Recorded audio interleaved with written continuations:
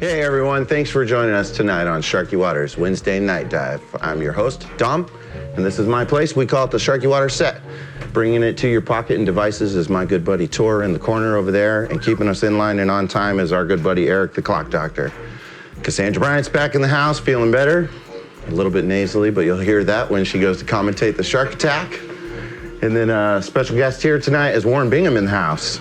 Warren Bingham was a guest quote of the week for the episode, season 1, episode 8 with Damien Ponkpanek. If you guys want to check in on that one, his quote that he taught me once upon a time was, "Momentum goes both ways." And so here to talk about a little bit of that, and then also talk about a little bit of uncovering the truth behind the difficulty of this game and the difficulty of navigating the world is our good friend, Frankie Roca. Thanks for showing up. Before we get to, Frankie called out some combo shots. We're gonna practice that in the drills. I wanted to do a little bit of housekeeping and give a special thanks to Harold Prine in Spokane with Prine Custom Cues. He's got me shooting with this Optimus Prine carbon fiber custom shaft. You can go to their website at prinecustomcues.com. They have different lengths, different tapers, different thicknesses and diameters, whatever the style. I've got a radial pin in here and a Lucito Valo cue that I bought from Sean Lewis. Thanks for that, man. I get a lot of compliments on it. Tipsy Tomato is the local bar that we all go to. We do a little pizza party and enjoy some drinks after the show. You can always meet us there. Shout out to them. And then, of course, my business, Clean Slate Pool Tables. If you guys need any moves, refelts, refurbishes, anything like that, you can call me.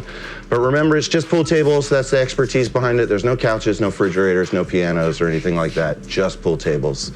We're going to get on to doing combo shots. You got a drill in mind, or you want to just set some up? No, don't really. Not really anything in mind. Just some basic ones, I guess, like down the rail or by the pocket. Okay. Eric's back there. He's doing his thing. You may or may not know the drill. He's going to flip that timer. So we've got 30 minutes of open casual time where we can do anything, all rules off. You can mess with the balls, talk about whatever.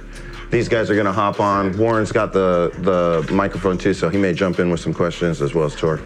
But let's start off with it open in the middle of the table. I'm going to clear all of these out and let you take over on the dialogue. Tell me about what you think about when you got to shoot combos. Okay, so first thought I had is, all right, you want to start now? Start it now? Yeah, go for it. You're on. All right, so what I usually look at when I'm shooting a combo is, well, there's a couple of things. You want to look at, make sure you're lined up on the object ball the way, imagining that if this is a cue ball.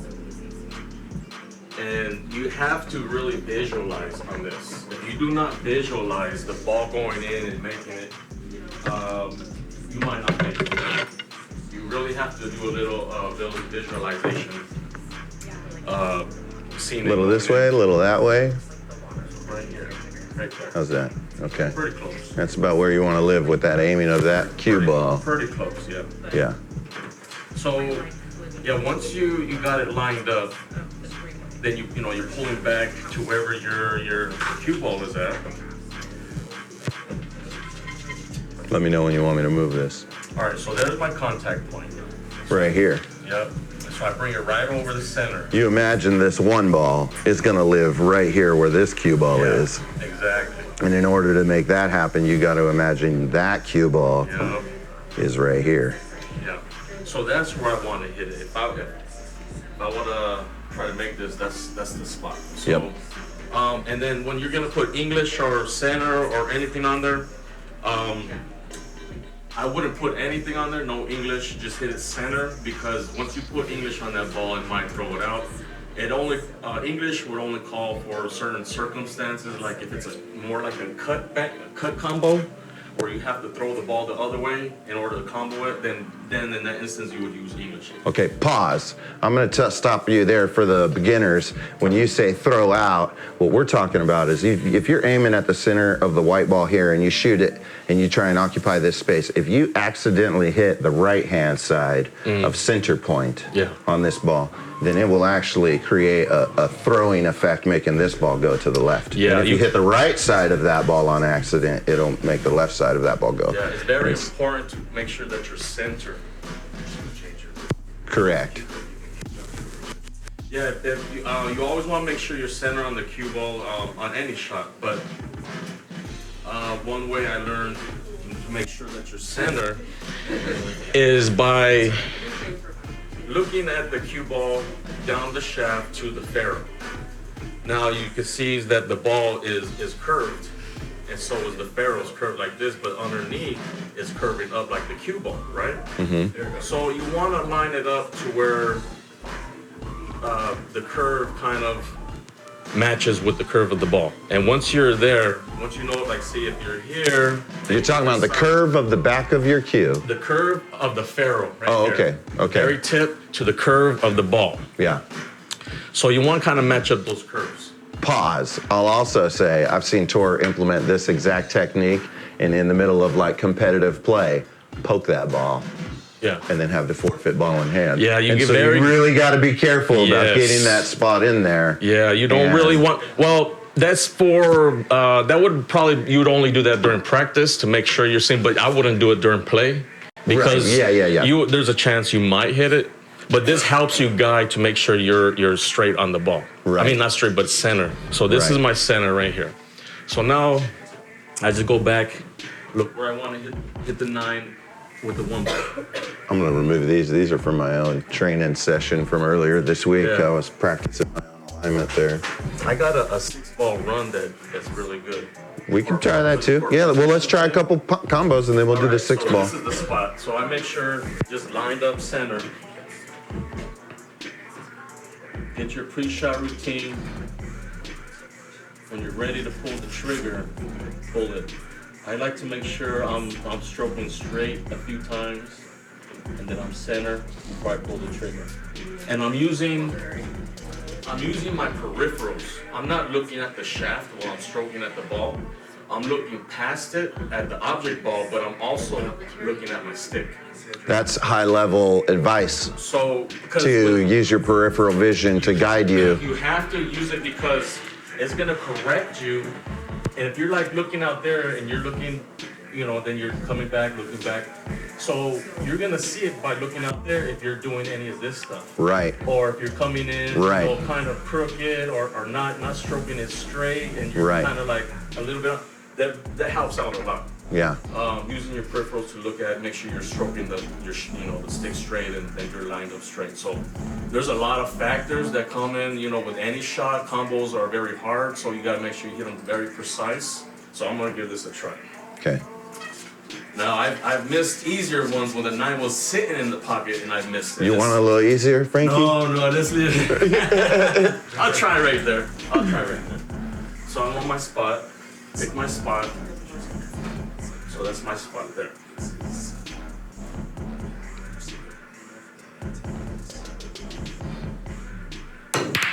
Nice shot. Let me try that. While you're while I'm setting this up, I'm gonna go ahead and push Warren into the open swim over here.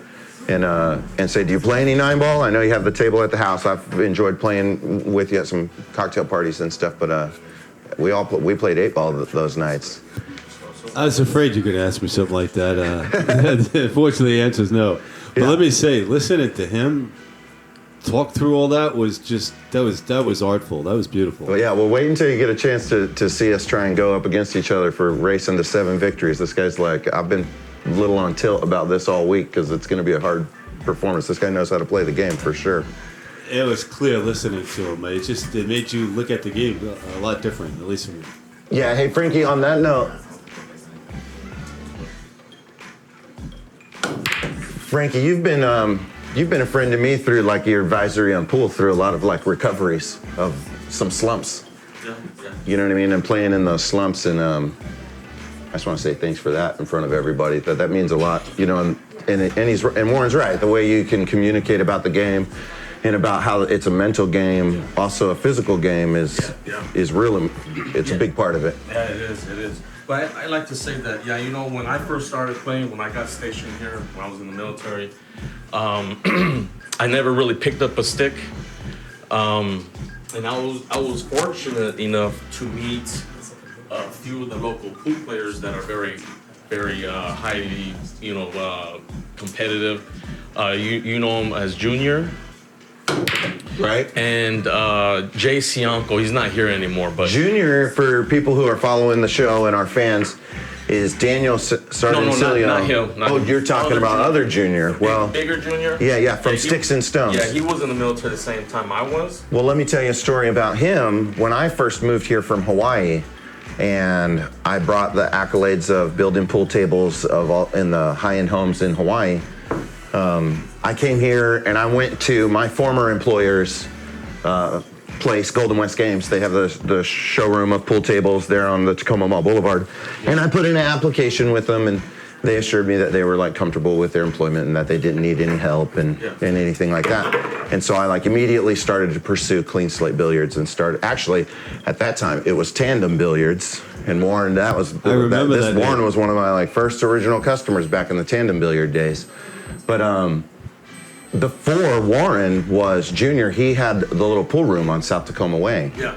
And because of my connections through Hawaii and because of the people I knew in Hawaii, he was willing to give me a chance and let me work on the tables there in that room. Yeah. And improving those tables kind of got my foot in the door 15 years ago for building pool tables in this community. So like big shout out to Junior because that's been a huge for him.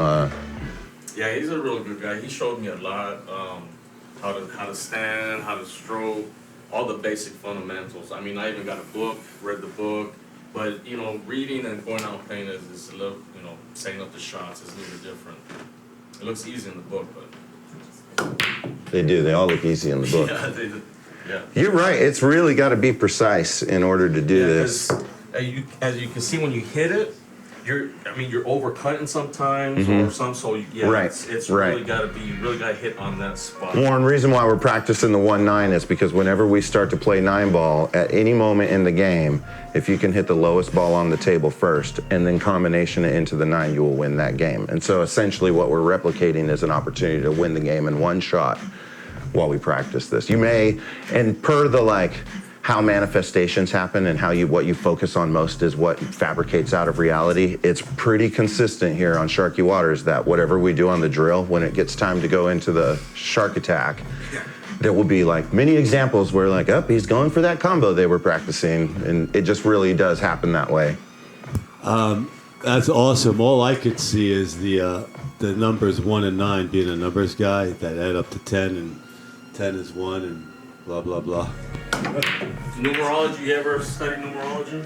That's exactly what I'm referring to. Well done. I just knew it. I knew it. I knew he knew. I read a book on numerology. It's very interesting. When I did my name and how it broke down and what it meant with the numbers and everything. There's a certain thing you have to break Tell us what you learned about yourself. And how long ago or was what you that? confirmed. Oh, it was a while back. Maybe about 4 years ago when I read it. But even more important than it had an indelible impression on you, because 4 years ago for you You want to try him on the rail? to remember it like that. Yeah, it was very interesting. I like they say astrology is kind of some people are like, oh, that's hoax or whatever. Astronomy. Or, It's all related. yeah. We are in the middle of the Mercury retrograde, though. It will be over on the 9th. So thank God we got Rosie Mack in the back of the audience shouting, "Thank God." I got a birthday coming up here on the 18th. Are you a Pisces? I am. All right, we're gonna try this one. Nice. Usually get some combos Watch on the what? rail like this. If you're lucky enough to get them straight, that's beautiful. But if not, I mean, you gotta take what you can. Now, this is one of the instances where I was thinking about where it's kind of like a cut combo. Interesting. I hadn't thought about it. So cutting it here, been and more emotion. on this shot, I don't. more productive. I'm not sure if I still use English. I think I still hit it center. Okay. Because if I did throw it, it might throw too sharp into there, or it might actually throw out the knot. So again, probably just stick with center to play safe. You're saying if you put too much spin on this ball, Yeah. you'll put spin on that ball, Yeah. and that might put spin Yeah, on that that might ball. throw that out. You know. And then two, you want to watch your speed. You don't want to kill your shots. Just make them just hard enough to make the ball. Pocket speed. Yeah, it's always inspiring to watch you play because you got such a finesse of a stroke. I was telling Tor yesterday before I was practicing, trying to get up to speed to being able to play with you, that's like definitely something I think about whenever I think about you playing. It's like that just pocket speed and just enough energy. Yeah, it just it really counts when you got tight shots and you got to play tight position. You got a small window to get into. I mean, it's you got to have good pocket speed. Yeah. And I learned that was another thing I just from learning the pool. That was one of the things I had learned kind of early on. Because I see a lot of people when they hit the ball, like they're gonna draw, they slam it, they power, bam, they kill it. And I notice when you overpower the ball, when you don't unnecessarily, you tend to rattle it, or you might end up hitting the rails. Yeah. I notice I do that if I overpower it, like I'm gonna just juice it up and let it go, I'll miss it. If you try and force it, Yeah. you will lose. you can You will still- fall short of your target. You could still have a powerful stroke, but that's just gonna come from the follow through. Yeah. If you have a good follow through, you'll get the same result by powering it, but you'll make the ball instead of rattling it. Mm-hmm. So like this shot here. I'm ahead. curious. That makes me think of something I've read recently in our other topic. Bruce Lee. He was famous for an analogy he made to water. He said, "Be like water." And hearing you talk about don't force it, you talked about that. You can't. You gotta take what life gives you, and you gotta move with it. Yeah. And I was Fluidity. It says water flows and Yeah, water just- crashes yeah, too, you but don't there's want to- appropriate times for all of that stuff. Yeah. You don't want to be all, gun ho on the table, all Hollywood, right? You want to just play. Oh, pocket Werewolves of London out there spinning your pool cue and Yeah. yeah. Yeah, I love the water Bruce Lee quote there, Warren. My hip hop group, we play that quote as an interlude in our concerts, and we talk about that a lot in our lyrics. Isn't it that on you the have track to. that's gonna play? Yeah. I think it is in one of the songs in the background music. But the part of it that I love is he goes, when it's in the glass, it becomes the glass. When it's in the tea kettle, it becomes the tea kettle. Like you are the situation that is your surroundings, and that's what it is like to be water. So in this scenario on the pool table, you are the stroke that you have to be to make that shot go. That's beautiful. Yeah, absolutely. And this scenario is so vital we're practicing combos, and we probably will get guilty of pulling the trigger on some combos in the shark attack when maybe a safety was was the better move. But because we're focusing on this most, that's what we manifest. But the safety option and playing defensive on this game is also an opportunity to, like the new guys, that's like hiding the lowest ball on the table so that I can't get it. If I can't touch that ball first, then it's a foul, and he'll get to put the white ball wherever he wants to. And so there's a lot of strategy that goes into what's an offensive and what's a defensive and when to do that. And that comes from this is the conversation that you and I have had a bunch of times, Frankie, that I wanted to bring to the table, is being like dreadfully honest with your own ability. Like, can you make that cowboy Hollywood bank shot like Frankie just did? Or should you play safety? Should you play a defensive shot and do something different? Where show them what you would do if it was going to be a safety instead of a crazy bank. All right, so if I play safe, I tried to hide this cue ball behind the 3 ball. So I would hit it towards the short rail, make it bounce up, spin the cue ball down here, and try to get it behind the Let's 3 see ball. it. Well, I need a better angle. Right there. Ball in hand. How about that? Yeah, ball in hand safety. All right, so on There's this one- also a rule, Warren, that if you can make someone foul 3 times in a row, you win the game. Yep. Okay, can I ask a question on safety? Absolutely. When you're contemplating taking a safe move, is there ever a concern? Well, I don't want to look like No. I don't want to look like I'm taking the easy way out. There shouldn't be. There shouldn't be. But again, we're all being affected by our circumstances and surroundings. If you're with a group of peers that you are, impressionable to, then that will come into your mind and that will start to resound in your mind and it will make you deviate from what is your truest self. That's what a the very, game very of- good point. It's like game the of pool is for us out here is we're trying to learn how to plant our chakras deep and root ourselves in our own selves and our own truth so that you can make that wise decision and then not worry that people think that you're taking quote unquote the chicken shit route out of the game or some people accuse you of some people don't like to play that type of game, but that's their own ego coming in and not understanding that level of strategy and then wanting to attack your own personality or your own personal style of playing before they pursue turning around and hitting the books or finding a friend who can help them learn how to implement that type of strategy and counteract that because there are counter moves. You'll see us, we'll get into like what we call safety battles where no one's trying to make a ball. We're just trying to get ball in hand. Yeah. Your tie-in of the ego into using the ego Let's do to that tie six ball, Billy into the mystics was just brilliant. It does make me think of another revelation I've had in terms of the ego and playing a game with another person, and that's I now feel about competition. Keep in mind, I used to be a competitive son of a bitch, but now I look at what was your game? Well, I'm not a. What game did I play? Yeah. Baseball. Cool. And a few other things, but that was my true love. Baseball. Eric, our director, clock doctor here, is our like resident softballer. Oh, sweet. I'm too old to even play that now. And Tor's exposure to the pool in general is because he and I are like feeling the waning effects of our age creeping onto our competitive style of our morning basketball routines. Okay, so have you come across this conflict? I feel now about competition. It's like having your left foot compete against your right, race against your right. Yeah. If we're all in this together, then competition is doing more bad than good.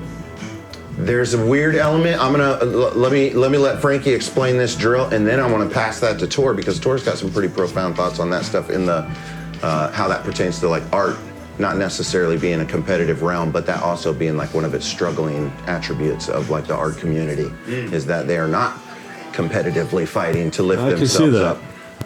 So what do we got, Frankie?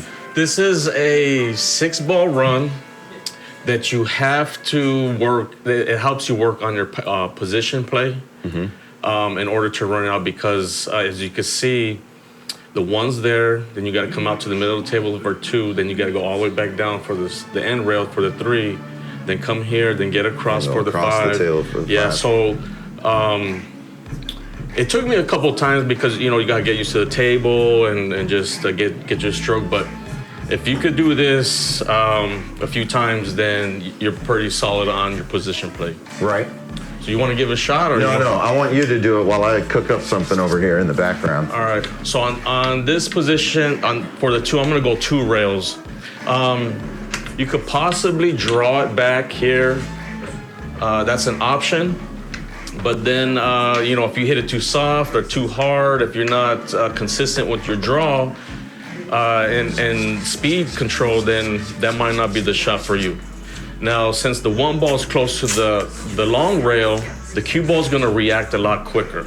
It's going to spring off that rail and bounce this way. So I want to put a little bit of right-hand English to help me spin it out here in order to get shape on the 2 in the corner, the same corner. Would you say that like top on it is more consistent than back? I would probably in general? like 3 o'clock. Gotcha. 3 o'clock, because you want to spin it. If you put bottom, you're going to spin it out here, probably go down here. Top will just take you back and forth. So you need a little bit of right on there, about center right.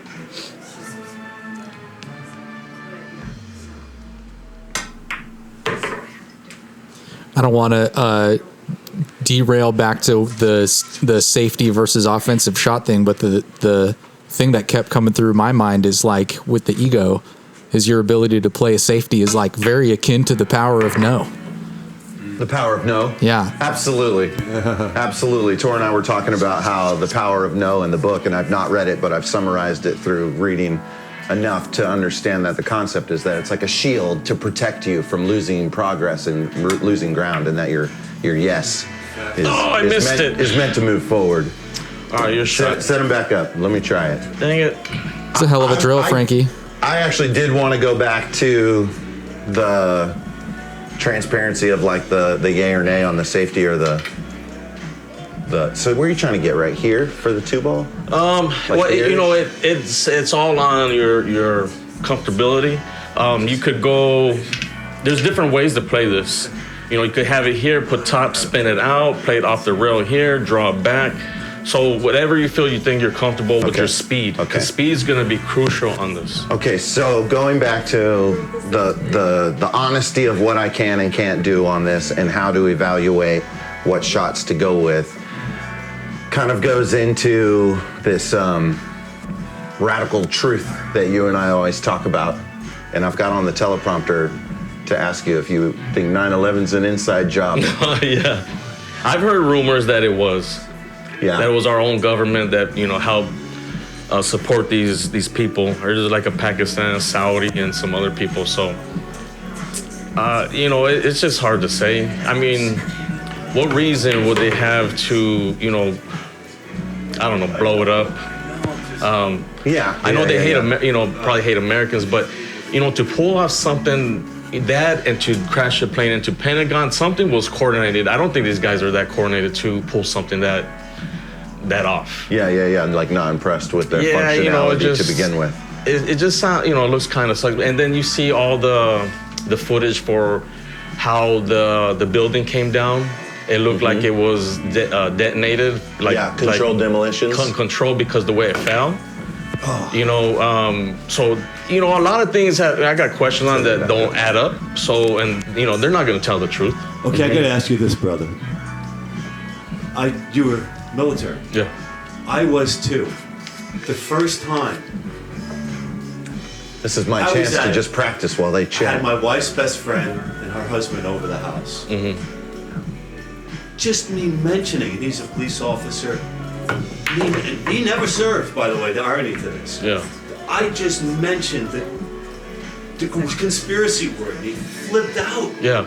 As an American type of, you know, with the mentality of gung-ho America. Yeah. How dare you? You insult the lives of the ones that fallen. Yeah. As a side note, I thought the complete opposite. Not to question this is to insult Yeah. what happened. But as a military guy, I understand that type of reaction, and I'm sure you do. Pause. Yeah. How do you? Let me say that experience of having an opinion, one way or another, they did or they didn't, right? That's like do you go offensive or do you go defensive? And having your friend is like having someone in the bar on the back shelf, and you being like, I wonder what they're gonna think of how I'm shooting this. That's not being firm in your planting of that. You know, you've got to be like positive and solid in how you make your choices and what you're believing in, because what you focus on is what you manifest. I completely agree with you, and so I'm isolating the fact the military.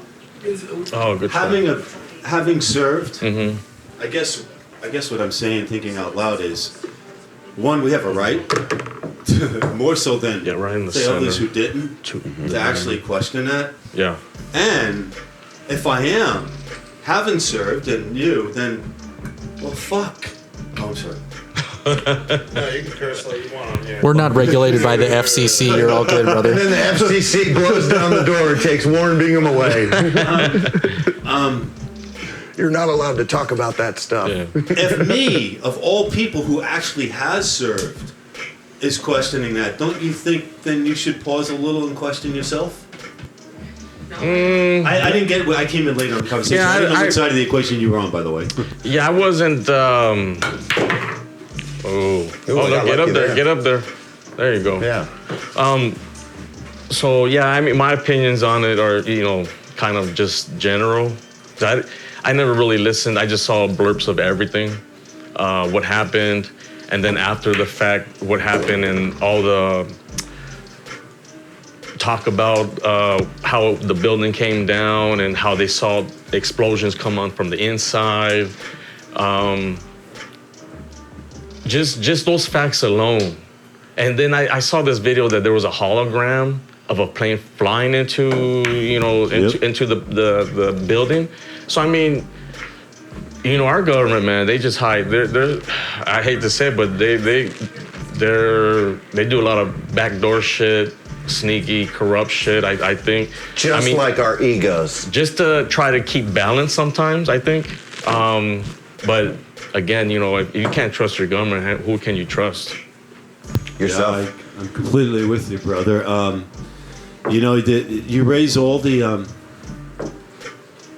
I sense this about you. You have a knowing and you have a connection to the more than just what's in your proximity, and the fact that you can pick up on all those signs. What you were picking up on is, hey, wait a second, this doesn't sound right. This doesn't smell right. This doesn't feel right.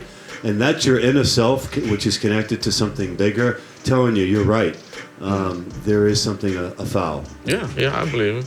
I think all of that pertains to the pool table when you're looking at your shots and you're talking about that peripheral vision, and that helps guide you, and it helps you know if you're going this way and that way. Yeah. It really is like an inner trust and an inner communion with yourself, and knowing whether you're good at combos, doing some practicing. We always have the saying at the end of the show that perfect practice makes perfect performance. Yeah. And if you've been practicing a shot, then you know when it's working and you know when it's not. If you're good at bank shots, then you can have confidence in that. But if you're not, you need to be honest with yourself and be like, something is a foul here. Yeah. Something is off. And then you can check in with the reality of that and find something else that is more aligned with your goal and your focus. I love what Sean Lewis has to say about that moment, the vindicating your own bullshit moment, because I think people in their subconscious, whether it's pool table or whether it's politics or whether it's whatever else it is, some people act on that feeling and that sign and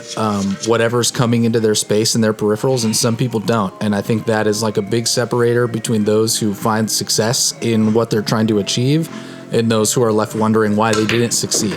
But in Sean's particular case, in that shout out to the vindicating your own bullshit, they're not curious about why they're not achieving it. They have like all the reasons and all the excuses that they've supplemented out there in exchange for the focus to implement practice and routine on the things that they need to actually improve on.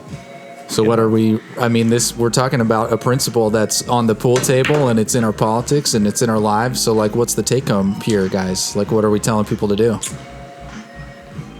Warren? Is it awareness? Is it cognition? Yeah, Warren, please let us know. To me, it's simple. It comes down to constant effort, initiative towards growing awareness. That person a constant initiative to grow awareness. Constant initiative to grow. It's just never ending. That person, I feel compelled to add this. That person who, let's say it's a homeless person. You've all heard this. I'm going to use this analogy. You can't blame the person who's doing the bad action, who's so involved in their own ego that they see nothing else around them. Yeah, it's easy to hate them and say, damn it, why don't you see this? Why don't you get it? I'm talking blue in my face. Here's Eckhart Tolle put it perfectly. It took me years of trying to find the right words, and he said it in like a few, and it was this. It's because of their awareness. You can't blame the homeless person. Yeah, there's one side of a faction of the people that says, well, it's their own fault, so don't give them a handout. That they deserve it. They're lazy. But at the same time, no one wants to choose with full awareness to be in that role. They just have you don't know what you don't know, and you can't blame them for that. They can't. The person who's blind, you can't expect a person who's blind to read a book. Yeah, well, hurt people, and the reflections of ourselves interacting with ourselves. That's all like really dicey stuff, and to just really check in with empathy and looking people in the eye and recognizing that we are all in our own journeys I think someone, maybe it was Gandhi or Rumi, who's said that every soul has their own struggle. You know. Yes. So. And so back to the original question, and it's a constant effort to raise one's awareness. Absolutely. Because that raises the collective awareness, and that's what the ultimate goal is. Yeah, I like that. I mean, hopefully I'm paraphrasing you correctly, but I like that you kind of piggybacked on that, raising your own awareness and empathy for those that have not yet raised their own, or not yet are conscious enough to raise their own. Perfect summary. Yeah. Yeah, that was the combo. I know, I almost made it too. So Frankie, where do you stand on that? You strike me as someone who's like raising your awareness a lot. And then what's your empathy for those that aren't able to do that or aren't choosing to do that? Ooh, Frankie, this is your chance to talk about the compassion that we talk about. You know, wait, let me shoot this. And I'll tell you, Frankie and I connect on a lot. We do a lot of competitive tournaments that are for money, you know, and we're using that to, you know, feed ourselves and stuff like that. So there's a lot of like passion and intention out there and playing. And sometimes he and I both play at a pretty high level where one of us will lose to somebody who was very subpar to our ability that we know, each other's ability. And you like, whoa, man, what happened? That guy got you? Like, how did that happen? And there's this element of like inner empathetic compassion that we're all out there to win, and we're all out there, and it's a disappointment not to. And so somehow, some way, there's this layer of struggling to fight through that discipline, because it is just a game. And you're totally allowed to run over your opponent in this one, but not in society. Meanwhile, the artist is at work. I was watching the whole Absolutely. time. It was beautiful. We're out of Great sand time, man. Frankie. That's it. Let's go take a break off screen, and then they're going to have a crew match. All right. Great job, everybody, on that. All right, everybody, remember to be constantly raising your awareness. That is the name of the game. And also to be empathetic of others that are not yet or not currently capable of raising their own. Huge takeaway. I'm feeling deeply resonated with that statement. Well, we're going to take a quick break. When we come back, Cassandra is going to see if she can take down Eric in the crew match. All that and more when we return on Sharky Waters, The Night Dive.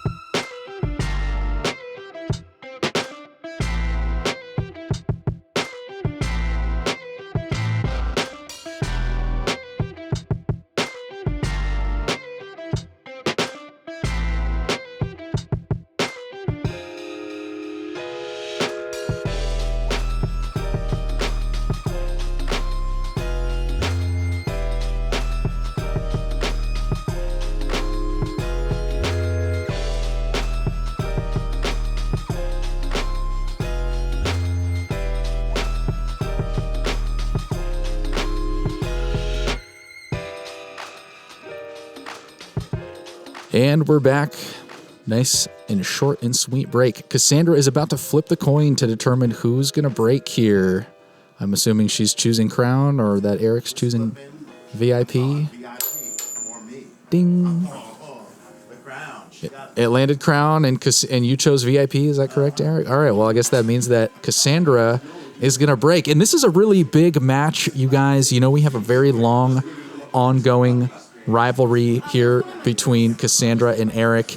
And I believe that currently tonight, as of this exact moment, that the crew match, the rivalry, the season-long battle between Eric and Cassandra is at an exact tie. There are no more wins or losses in either person's stat sheet, which means that tonight, the victor of this match will determine who is the ultimate winner of the Sharky Waters crew match for now, for this week only, until next week. Pretty interesting break there from Cassandra. She drops the 5, it looks like, and she's going to be shooting at the 1.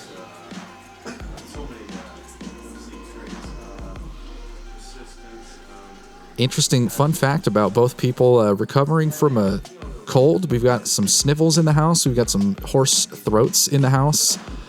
So both players not quite at their peak condition here tonight in terms of health. We'll see if that plays a factor on the pool table as Cassandra makes a play on the one.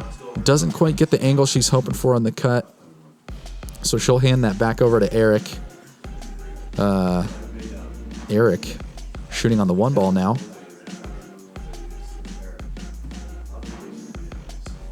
Ducks down to survey the situation. It's looking like a play on the side pocket, but hard to say. And sure enough, he gets it to go, lined up with the 2 ball in the corner pocket now. It's a little bit of a outside cut he's going to have to make on this to get it to go, but we've seen him make this shot before.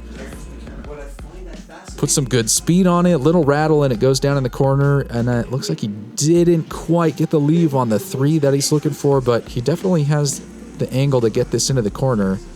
It looks like what's going to be complicated here is getting the right Leo on the 4, which is just tucked right behind that 9 ball.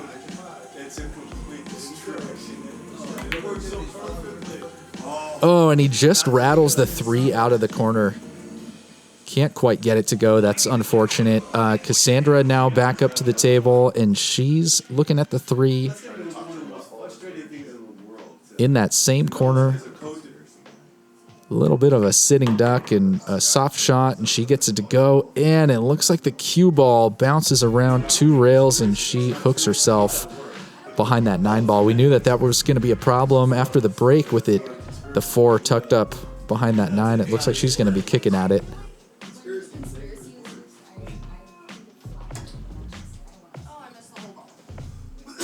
And she has a great attempt on the bank, but she just narrowly misses that 4. 1 foul, and that's going to be handing it back over to Eric for ball in hand. Tricky with the placement of these 2 balls. Eric's trying to get the magic rack out of the way. Eric.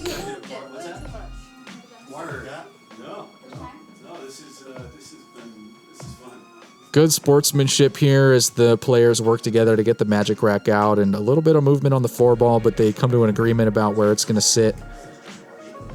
Eric's got ball in hand. He's just getting that placement just right. Shout out to some friends. We've got Mackenzie and David Lash in the house. Congrats to David Lash, I believe, just hit a record high on his live stream on Twitch. What was the game that you've been streaming?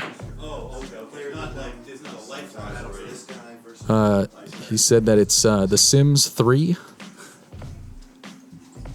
Got over 300 people watching him game. No, I just tease. He's into the FPS games, if I'm not mistaken, and yeah. So if you're a gamer, if you're familiar with David Lash, go ahead and find him on Twitch. He's got a lot of pretty talented at some of those games. Happy to have him in the house. Eric shoots on the 4. It looks like he was trying to get on the other side of that 6 for a safety, but he didn't quite get the angle he wanted. Cassandra's got a good look, but she's right up on the rail here, which is a little awkward.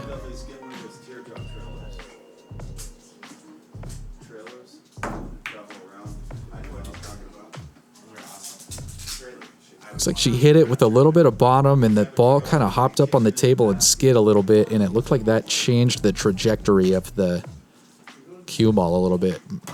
I don't necessarily want to call that a miscue. I don't think that's what that necessarily was, but she definitely is comfortable hitting those shots and just wasn't able to execute. But either is Eric, and so Cassandra's back up at the table. Easier access to the cue ball this time, and she's looking at the 4.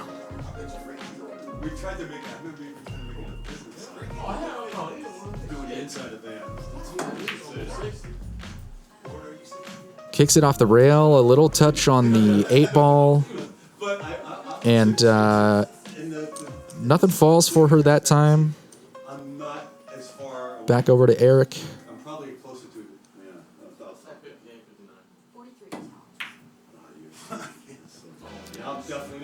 And I don't want to call it. I don't want to call it a pool table debilitation due to coronavirus, but I think these two players getting over their sickness here is really holding back their game. We're seeing a couple shots that we're seeing both players miss a couple shots that are typically like shoo-ins for them. So we're just looking for that little swing of momentum here for who's going to take home the gold. And Cassandra gets the 4 to go. Little draw off the side rail, and she's now looking halfway down the table at the 6. And, you know, the reason we want to see that momentum come into swing here is because this is just such an important match here for the crew. In a clutch match, comes with a clutch shot. Cassandra gets that 6 in the table. Looks like she's a little unhappy with the leave, but I think she's got an all right look here on the 7. But yeah, as I was saying, just crucial crew match here, because this is the game that will determine who is the top Sharky Waters crew player for now, for this week only, until next week. 7 drops in the corner. She's looking at the 8. Little bump off the rail, but she's still able to get it to go in the corner. Now all that is left is the 9 ball. This is it, folks. This is a do or die moment for Cassandra. Will she be the player that wins the match? Is what everyone wants to know. She just overcuts it a little bit. Hits the fin and pops out. Just grueling moment. Giving Eric an opportunity here for the win. And Eric misses it the same way. Oh no, and he sends the ball all the way down. She just on a platter. Cassandra couldn't ask for better leave here on this 9 ball. This is it, folks. This is going to be the nail in the coffin. Sharky Waters crew match is over. Cassandra is the winner, the player of the week, the best player ever for this week only until next week. What a match, folks. Just had us on the edge of our seats the entire time. And it's that time we're going to take one more break, and when we come back, Frankie is up against Dom for the Shark Attack. All that and more when we return on Sharky Waters, The Night Dive.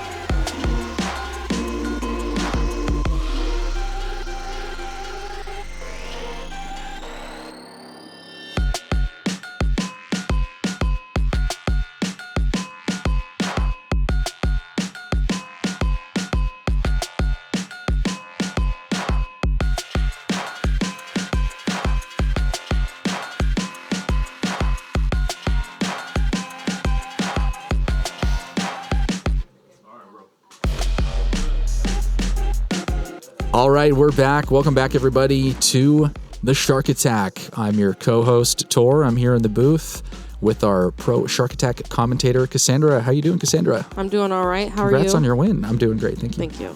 All right, so the gentlemen are lagging for the break.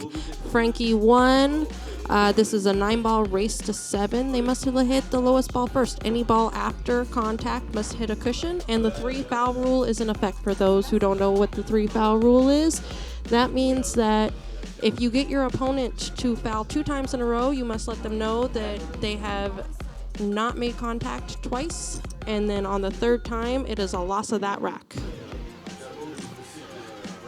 Haven't seen too many 3 fouls come into play. I'm trying to remember an earlier episode this season.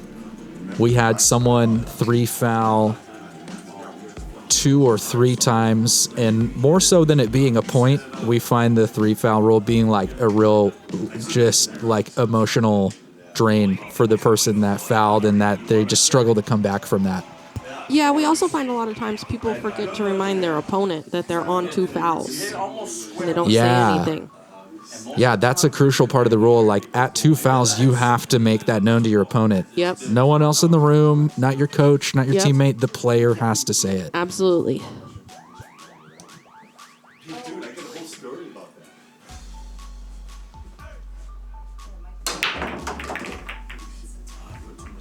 Pretty strong break there from Frankie. A lot of power behind that shot. Yeah, he put the 5-ball in the pocket.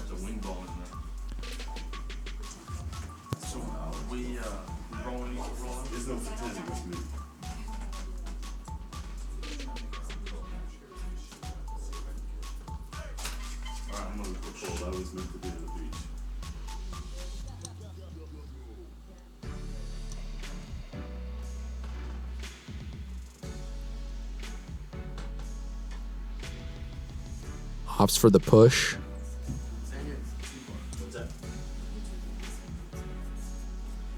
Cassandra, what can you tell me about that push? I haven't seen too many pushes like that. So pushing is a really big strategy game. I think Frankie was probably hoping to leave him a little bit more on the rail.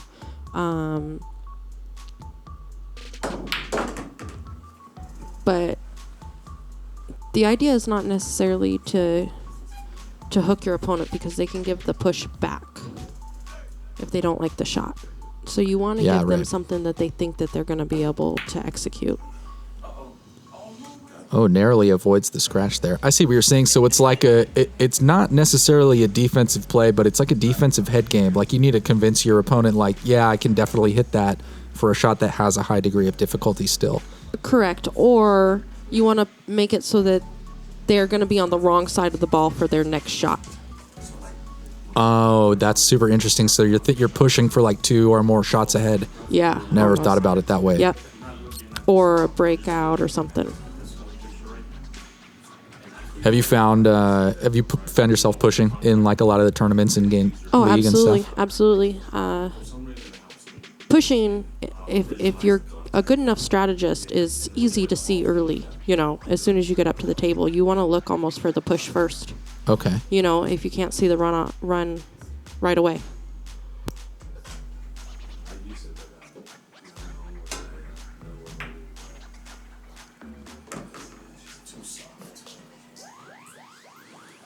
Yeah, you love to see that shot down the rail. That's not an easy shot.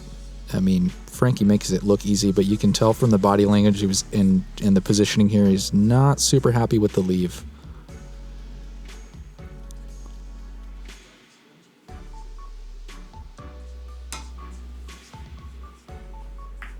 Great hit with the safety. Wow. It was a great shot by Frankie. Reminds me of if it's Eddie Mattia or I'm drawing a blank. This was a season 1 quote from someone who played a killer safe on Dom and followed that up with, "Well, that's how you put them in jail." I always think about that. Ed Hobbs. Ed quote the motherfucking Hobbs. I was locked up too. Yeah. That was season 1, episode 3. If anybody wants to go watch that. Season 1, episode 3. Dom's reminding us. Yeah. Well, you get put in a safety like that, and you remember the date. I bet. Great contact on the kick from Dom. He was locked up super tight, but he was able to get contact with that and Left another good reverse safe. Yeah, as if we didn't manifest it earlier, talking about it throughout the whole open swim. It looks like we're in a little bit of a safety back and forth here.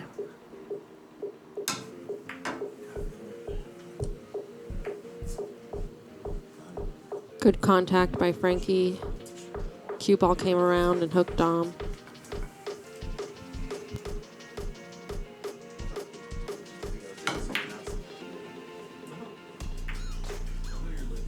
Three ball didn't quite get around the four ball like Dom was hoping. Left Frankie an open shot.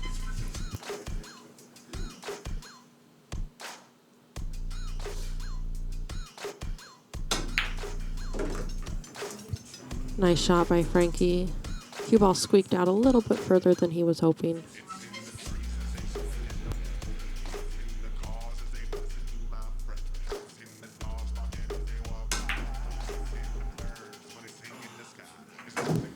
Nice attempt at the reverse bank. Makes good contact with the object ball, and the speed was like as good as you could ask for, but just the four just hit the fin, didn't quite get on target.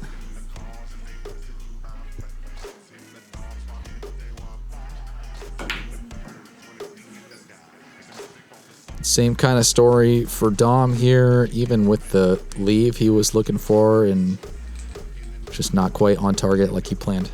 He'll hand it back over to Frankie. We're looking at the four ball. Yep. He did get a nice little lucky leave out of it, though.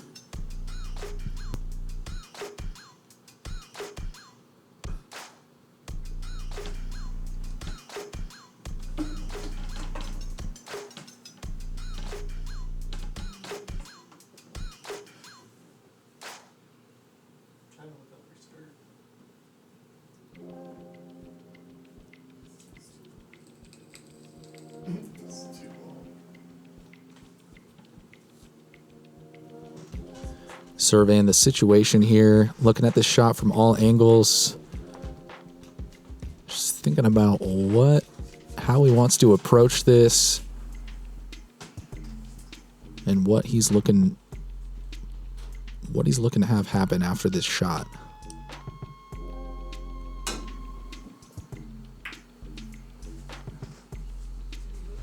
Great contact.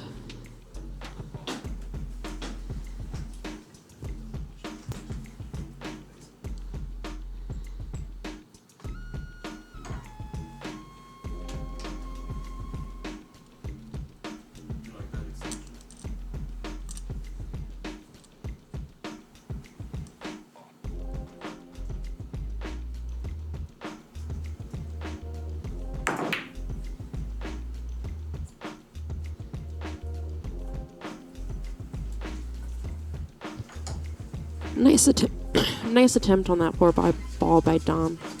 It's tough to shoot out of the pocket there.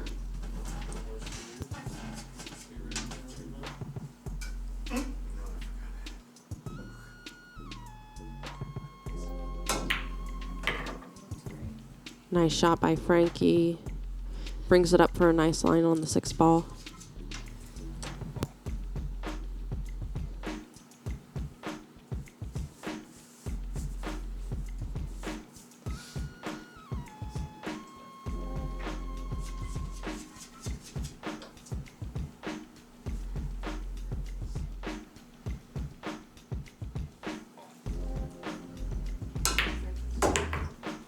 Great contact. Six goes in the corner.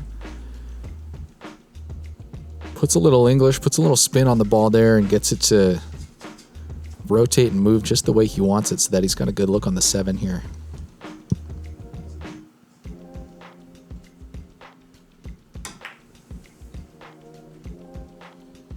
Nice, clean, soft shot on that seven ball.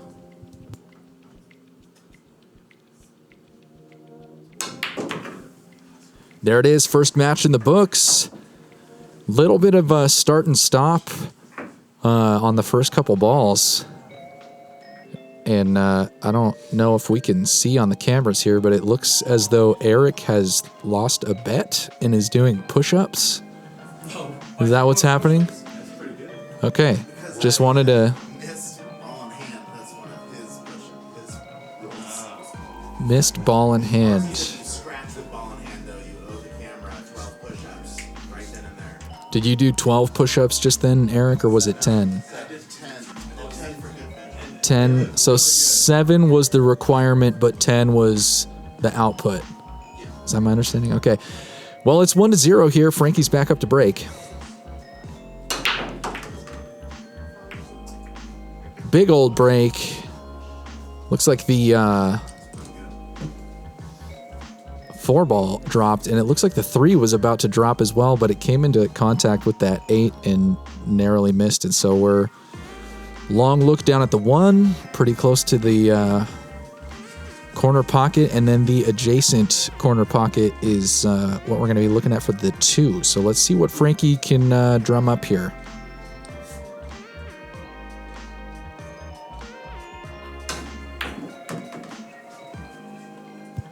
Nice shot from Frankie. Good use of that rail there to pop off and come out back to the middle of the table for the 2 ball. Avoiding all the traffic with the 6 and the 3. Yeah, a lot of object balls in the way, and he was able to work with what he had and get a pretty clean look here.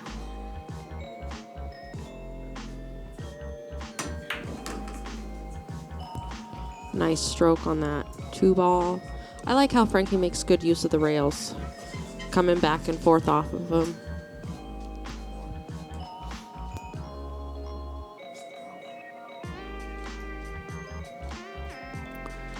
And sure enough, as we called it in the open swim, there was the combo opportunity, but Frankie was queued up and ready to rock, but just didn't quite execute it. So he'll hand the table back over to Dom here, looking at the 3.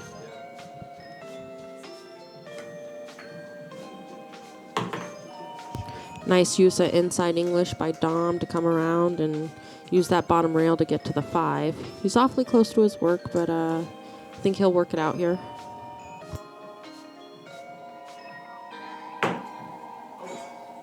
Oh, unfortunately, it just rattles out of the pocket.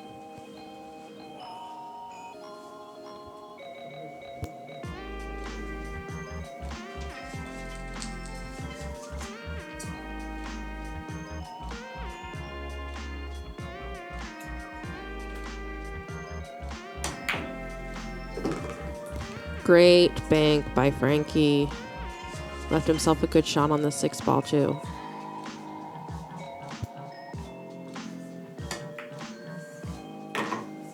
Nice use of bottom English to come around 2 rails.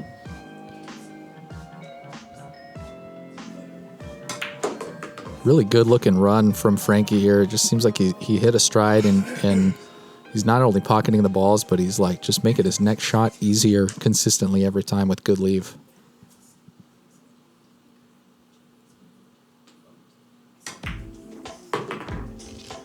Nice use of some right English to go 3 rails and come back for a great shot on the 9.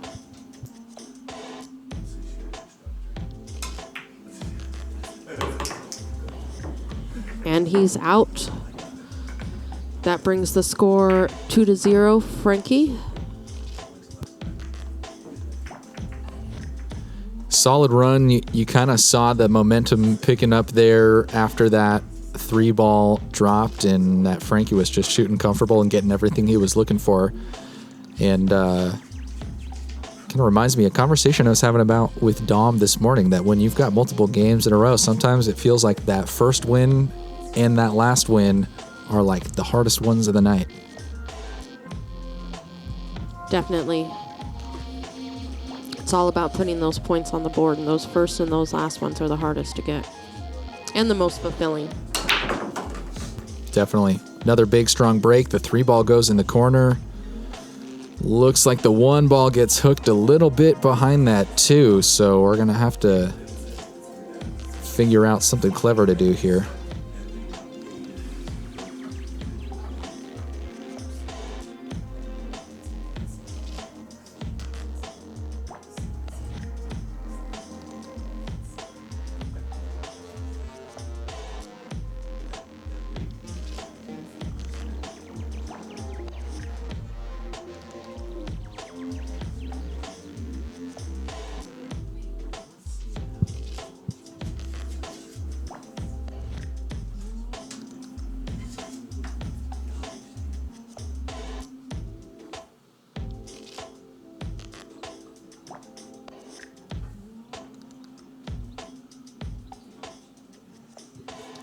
can't help but notice that Frankie has brought his own blue chalk and is chalking up blue on the gray table.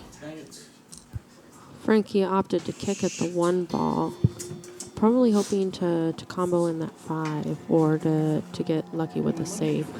Personally, I probably would have just pushed into the 7 ball. I was expecting a push given the circumstances, but yeah, he opted to try to go on the offensive there, and unfortunately it didn't pay off. Left Dom a easy looking couple opportunities here. The 1 goes in the side.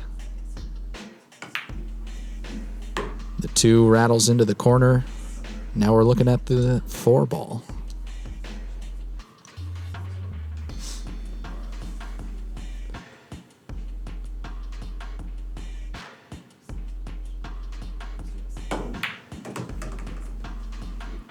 Nice shot on the 4 ball. It drifts out.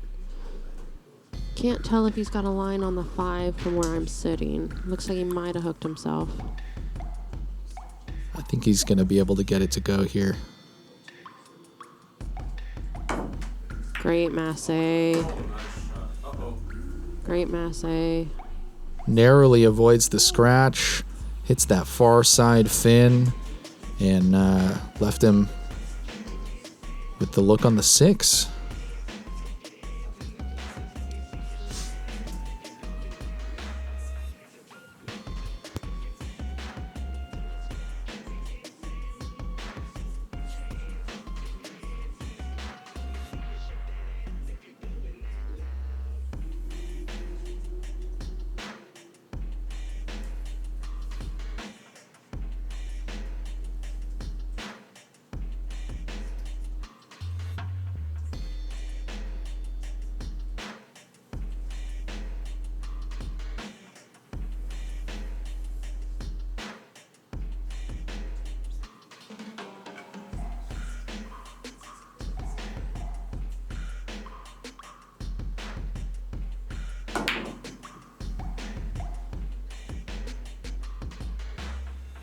Dom opts to cut that in on the left-hand side of the table and just barely misses.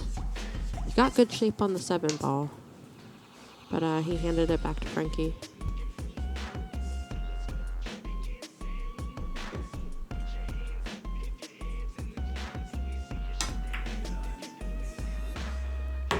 Just the right angle that he needed and a super soft touch to get that 6 to go in the corner. Looks like it was maybe not as soft as he hoped. As we're figuring out where this 7 ball is going to go now.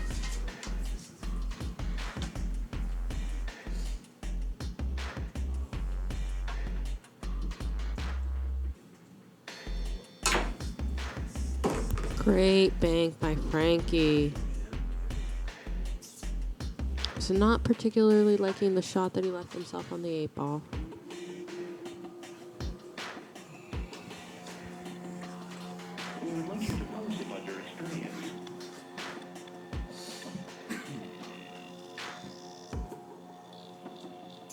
If you would like to participate, we will assist you shortly.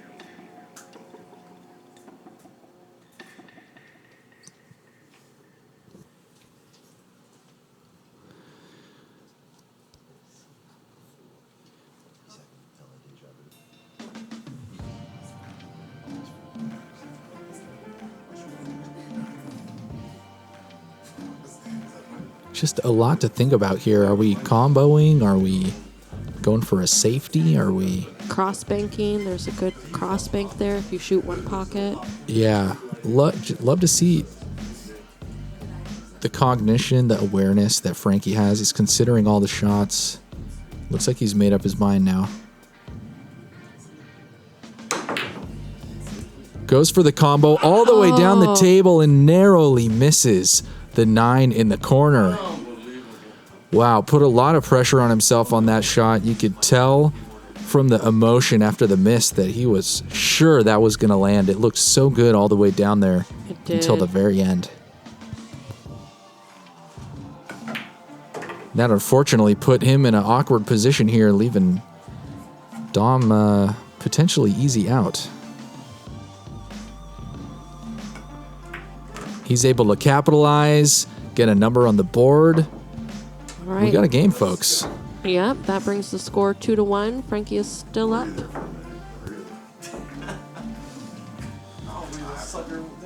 It is 2-1. Dom is going to be breaking on this next one, and we can feel like we can have some certainty that at least something's going to go on the break, and that we're going to have a pretty good next rack. I've got a good feeling about this next one. Both guys are warmed up. You're seeing the body language loosen up. You're seeing the unforced errors go away. And as these guys were talking about in the open swim, a lot of history, a lot of tournament play between these two guys, a lot of league style play between these two guys. Absolutely. I've been there watching it throughout the years. That's for sure.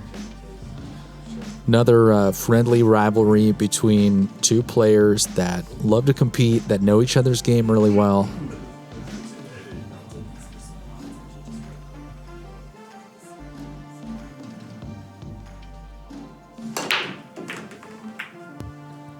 Solid break. The 7 and the 3 goes down, and the 6. 3-ball break. That's what we like to see. The 1 is right up on the rail there. He's close enough to get a good look at it, but that's no easy shot, no matter how you slice it. Yeah, the big thing in this shot is going to be speed control.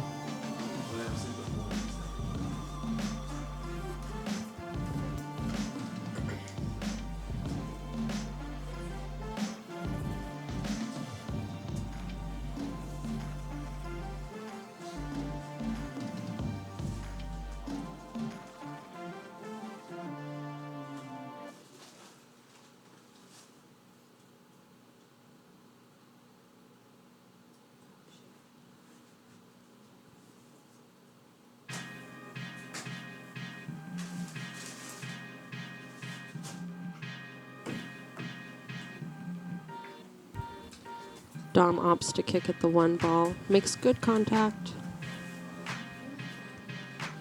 Yeah, unfortunately, the angle that he pulled off there just kind of loosened up the shot for Frankie.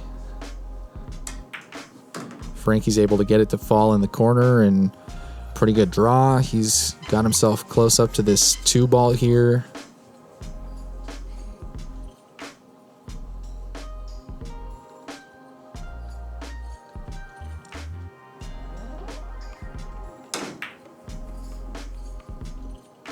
Oh, 2 just narrowly sits in the pocket. It's too bad. Yeah. He left Dom with the kick, too. These two are not tending to leave each other easy, that's for sure. More often than not, they've hooked each other. Now, I'm curious, as I'm a player who's getting really interested in my jump shots lately and having some excitement with opportunities to execute on that. What makes this a kick and not a jump in your mind? Well, I'm short, so that's the middle of the table for me. So that's harder for me to reach versus Dom. Another thing is that he would have to get over that ball rather quickly because they were fairly close together, and then keeping the cue ball under control at that, I kind of want to say velocity, is harder. Sure, definitely way easier to get the leave you want on a kick than on a jump. Yeah. And just where the cue ball was located on the table, you got to literally hike your ass up on the table and lean over. That's not a comfortable shot to shoot. Nice and soft. Doesn't get the 4 ball to go, though he does make good contact with it and leaves the cue ball on just the opposite end of the table. Hands it back over to Frankie, who is looking at an opportunity. Oh, he hits it a little bit thick and hands it back to Dom.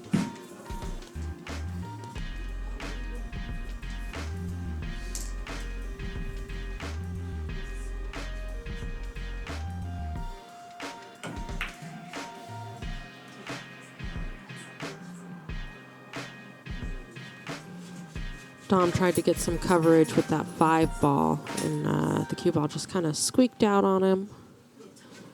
Went about 2 feet too far. Yeah, this is one of those shots where I'm thinking it's not safe, but it's not a freebie either. Frankie plays a reverse safe.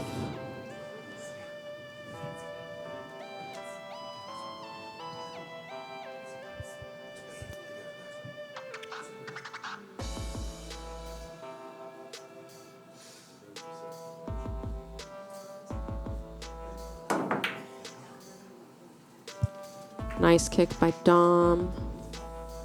4 ball comes into contact with the 9 and just gives Frankie the shot there. Yeah. Looked for a moment there like he was going to lock it up, but opened up the floodgates instead, unfortunately. Fortunately for Frankie. And it's looking like a pretty lucrative opportunity for a run here.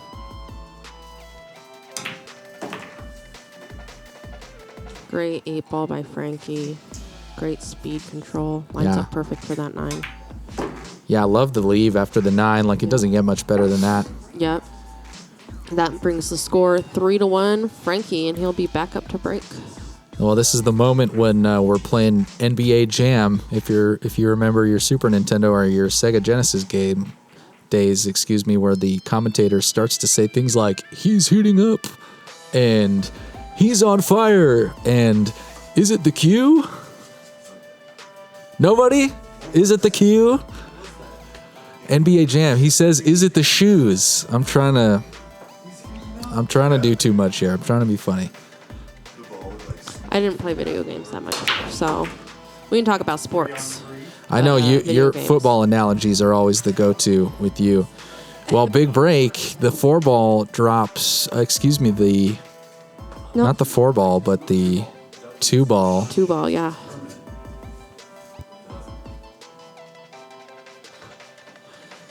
And Frankie's locked up behind this 3.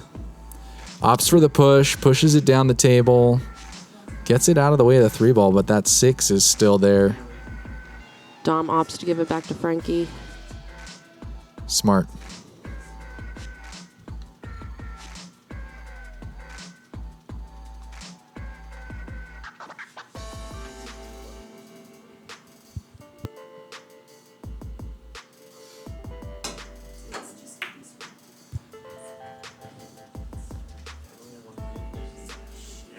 Nice try at the safe there. He was hoping to hit the 1 ball thin, bring the cue ball back behind the 8 ball, trying to get some coverage there.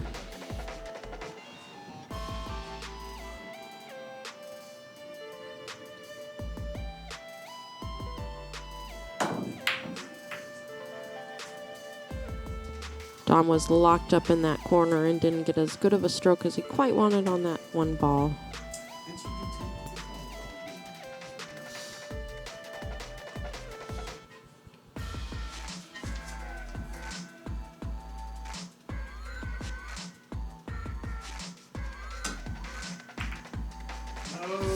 Speaking of combos, but he scratches the cue ball.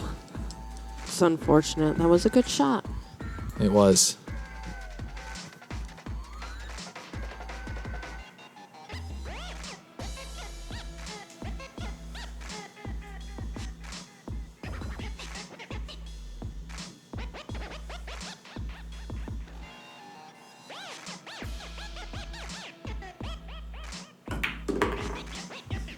Nice shot on the 1 ball by Dom.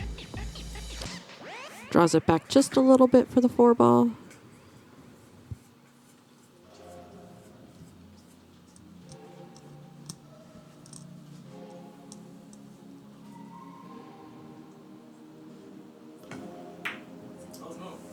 Oh, he just barely overcuts that 4 ball. Doesn't quite want to go into that pocket. Yeah, maybe a little bit rushed on the shot. So it can be hard to tell where the misses come from sometimes, but a tip that Dom extended to me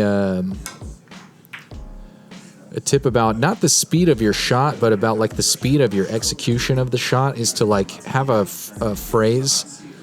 So if you were to take a graph or like a chart of the amount of time everyone spends on pulling their shot back and pushing their shot forward, that pretty consistently, like the high level players, the like 600 Fargos and above, anywhere between 1.2 and 1.7 seconds is the whole time for that motion, like statistically is a pattern that's been drawn. And so if you can come up with a phrase that takes about that long to say in your head as you're shooting, and the one that Dom expressed to me that he tells himself is "ladies and gentlemen," and he's got a pace with which he says that as he shoots, and it kind of becomes like your pool mantra or whatever. So mine that I've been telling myself is "this shot will go," and it's been like really positive tip for me, where it's been like helping the execution of my shot be like way more controlled. And I just like the positivity, like reinforcement every time I'm about to take a shot, telling myself that I can make the shot. Yeah, that's a pretty good one.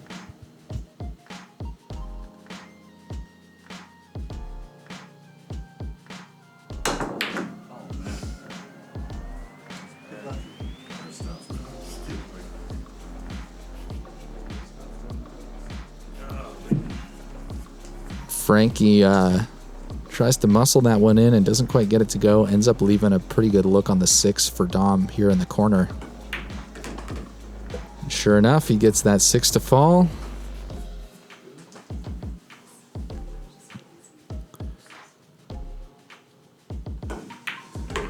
Good look on the 7. Sends it all the way back up the table to see that 8.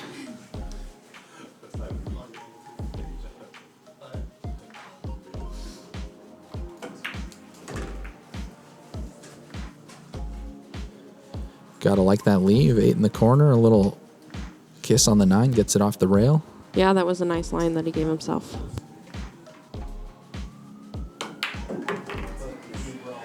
And there it is. Dom gets that 9 to fall, bringing the score 2-3. Dom's back up to break. Round of applause from the audience. And Dom's getting some tips from some fans in the crowd. Always has time for fans of the show. That's a characteristic that you love about a good host. Hear stories about Dom getting recognized around town, in the pool halls, in the tournaments. Hey, you're the guy from Sharky Waters, and lots of high fives and hugs and photos and all of that stuff. Yeah, just a few weeks ago, he showed up at my league, and I had a couple of people ask me if I could introduce them to him. That was a pretty cool moment, but I was like, hey, what about me? I'm the pro Shark Attack commentator, Cassandra Bryant. You hear my voice probably more than you hear Dom's. Where's the love, people? You know what they call, oh, I lost my train of thought. But we're...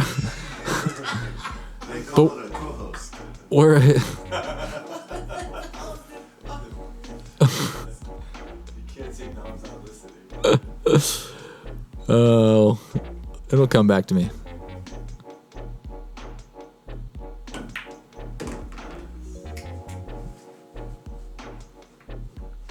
The 5 and the 6 ball are down. Dom puts down the 1. He's got a long shot on this 2 ball as far as the distance that the 2 ball needs to travel.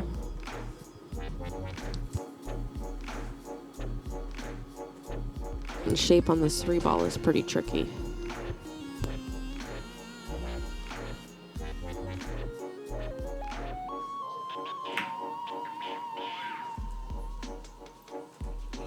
Nice shot.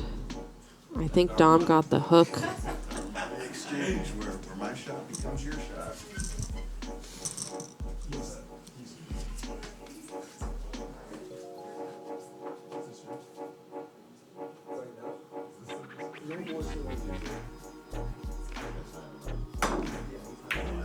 Nice little masse there.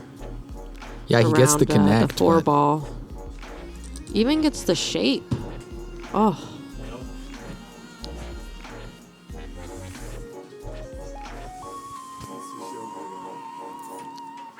The shape? Yeah, the shape. I'm not seeing what you're seeing. Oh, there's the 4-ball. I'm sorry. I was thinking the 4-ball. I forgot about the 3-ball.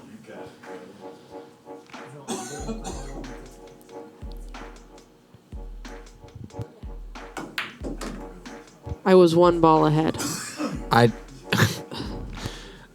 I'm laughing to myself here because amidst a conversation about what we have in store for season 3 the other day off camera, Dom and I played a whole game where we just didn't shoot the 2-ball, and it was on the table the entire time, and we didn't realize it until I was about to have an opportunity on the 9, and I had just sunk the 8, and Dom goes, "Hey, I get ball in hand." you didn't hit, I was like, "You also didn't hit the 2-ball," and he's like, "Yeah, but you didn't hit it most recently." It's my ball in hand, buddy. Let's go. So I was actually playing a game, like, it must have just been last week, and me and I was running out the entire rack in league, and I shot the 7-ball before I shot the 6-ball, and then I shot the 6-ball. I made the 7, and then pocketed the 8 and the 9. So I'd effectively run out the table out of order. Right. No one called you out on it? And I realized it after I had ran out the table, and I told my opponent, and he was like, "Well, I don't really know what to do about it because neither one of us noticed, and if you wouldn't have said anything, nobody else would have noticed either until afterwards." But I was like, tricky. Yeah. But I mean, it's like you're hyper competitive, and so I imagine like your sportsmanship is a part of that. You don't want to win the game the wrong way to win the game. You want to win the game because you won the damn game. Yeah, I mean the scorekeepers, nobody even noticed that I had done that, but we were using the Easter egg balls. You know. Yeah. So they're different colors, right? Well, my weird pool league moment was when I was queuing up for a shot that was like a really crucial shot, and then someone in the venue like bumped me and caused me to miscue, and I didn't know what to do, and my opponent was like, "Well, technically that's my shot," and I was like, "That's bullshit, man. I didn't, like, it's not my fault that went down that way." And like he got some reinforcement from a teammate that's like, "Oh no, that's the rules." Like, sorry. And he was like really gracious because I was like pretty new to the league world or whatever. And he was like, "Well, let's just set the shot back up and I'll like give you it's fine." Is that like the one week you showed up? That was one of the weeks that I showed up, yes. And it's just a weird moment like that where you're like, what do you do? I don't know if there's anything in the rule book for this. No, I mean, in APA, which is the league that you played for me, there is actually something in the rule book about it. You know, I actually played that league for myself, Cassandra. Though you are self-appointed coach and ruler of everything that is your team, I showed up on my own cognition and willingness, surprisingly. Just give you a hard time because your choice of words is very intriguing to me. But jokes and smartassery aside, it was fun, and I'm glad I came. And you got a good group of people that you play with.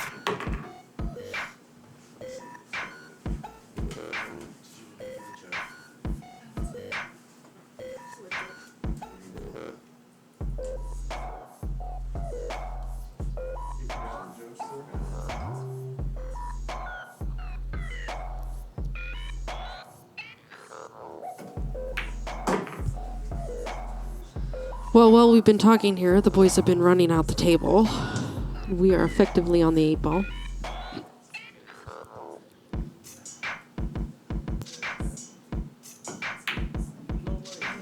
Oh, Dom just barely rattles that 8-ball. Gave Frankie a chance.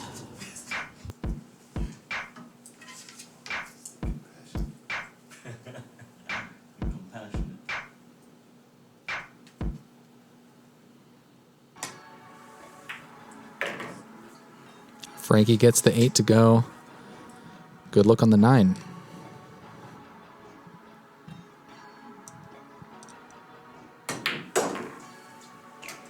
Great shot by Frankie. That brings the score 4-2. Frankie, and he'll be back up to break.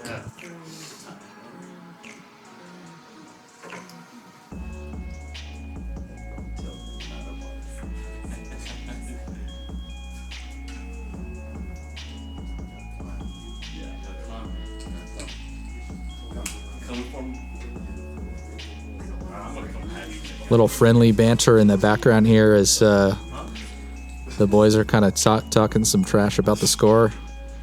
Dom's saying he's about to mount a comeback. I don't know if you can call it a comeback. It's early enough. 2-point difference here. Strong break by Frankie. The 2 and the 5 are down. Looking at the 1 right up against the rail here.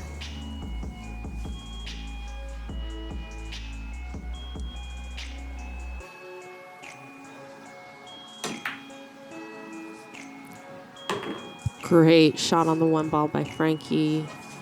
Keeps the cue ball nice and under control. Gets a good leave on that 3.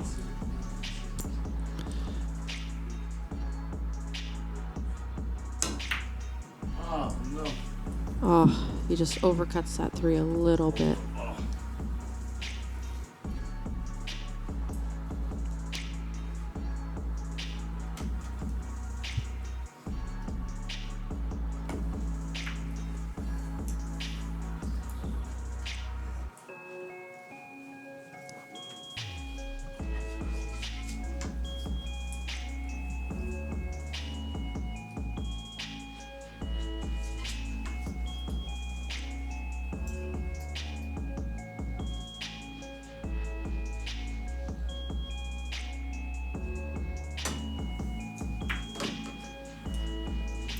Long look at the 3, but he gets it to go and brings it back around with a pretty good shape on this 4.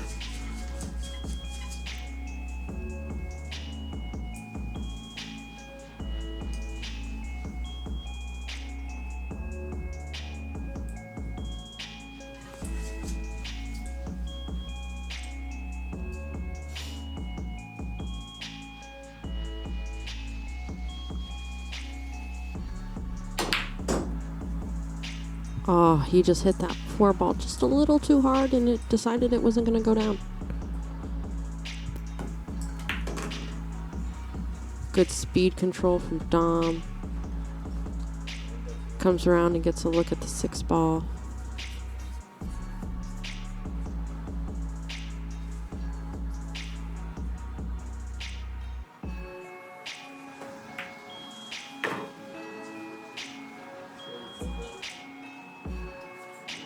Good lead from the 6 to the 7.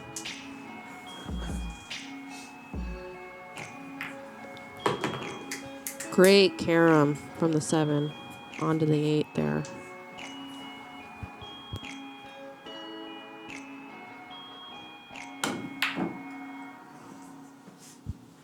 Oh, Dom tries to draw off of that 7 ball. Ends up rattling it out of the pocket. Doesn't leave Frankie an easy shot.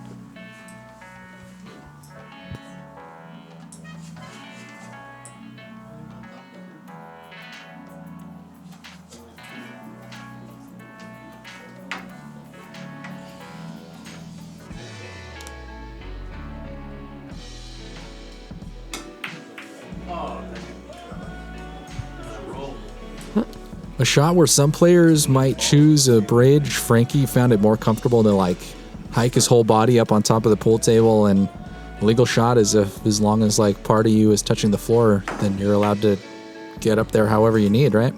Yeah, I mean, I actually don't think I've ever seen Frankie use a bridge. I think I've seen him do that move quite a bit.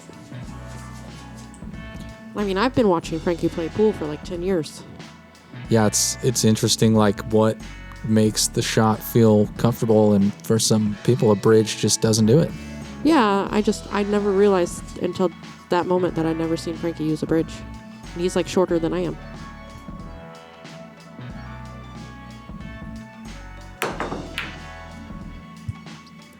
Nice shot by Frankie. Gets the 9 moving. Sucks up the cue ball right up to the 7. Like a glove. I might have to start trying that move. Oh, Dom makes a great shot in the side from the 7. Gets a look at this 9.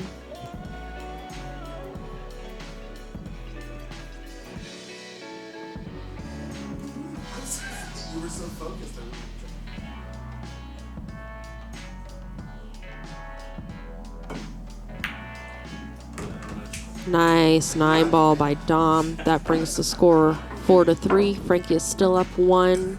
And Dom is up to break.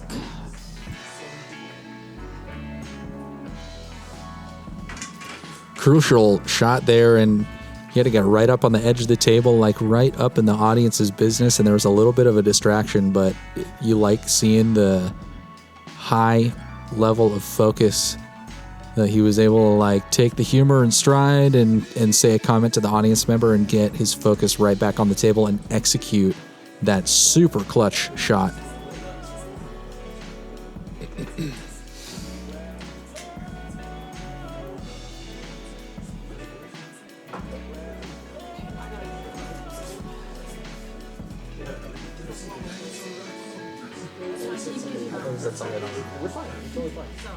I just misunderstood what you said.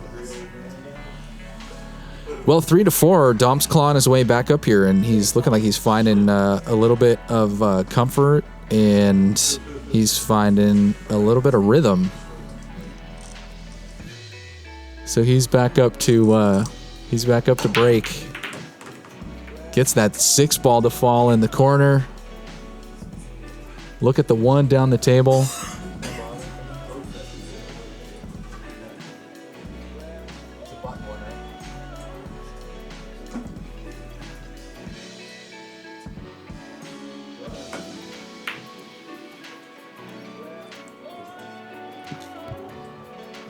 Dom opts to play a safe. Frankie can see the edge of the 1 ball. He's also got to shoot over the 7.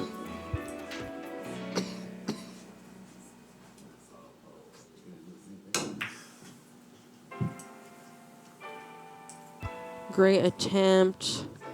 Got a built-in safe there too. Yeah, the result with the safety is nice. You see him hiking his whole body up on the table there to get that comfortable shot. Just isn't able to execute the way he wanted to that time. Yeah, that was a nice 2-way there.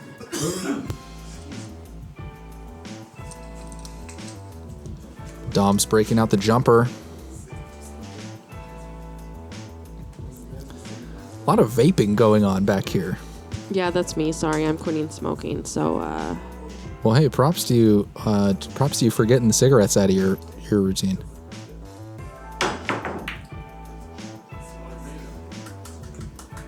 Long look, and the 1. Oh, you thought it was going to drop, and it just sits right in the corner like an open look for Frankie. That's too bad.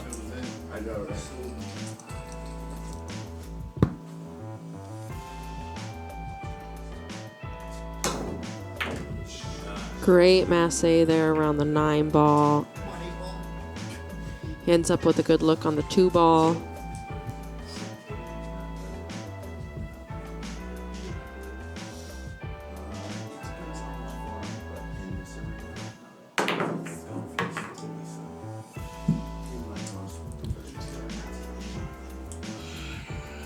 That was a good pocket on the 2, but unfortunately he didn't leave himself a nice clean shot on the 3. He's looking at his options. Looks like he's going to masse around the 7 again.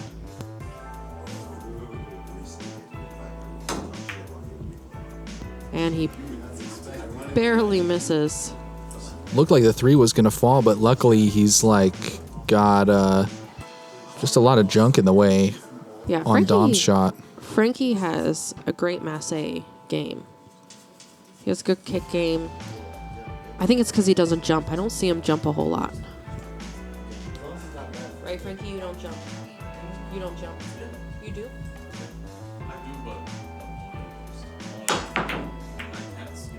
Well, Dom busts out the jumper again. Doesn't get the 3 to fall, but gets some movement on the 9. The 9 comes back around in contact with the 4 and ends up leaving him safe. I stand corrected. Frankie does jump, but just not very often.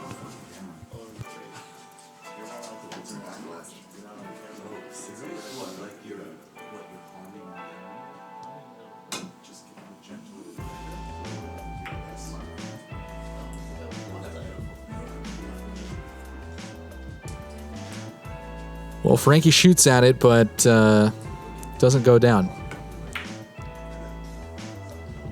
Dom kicks off the rail. Locks Frankie behind the 9 ball. That was a good shot. Yeah.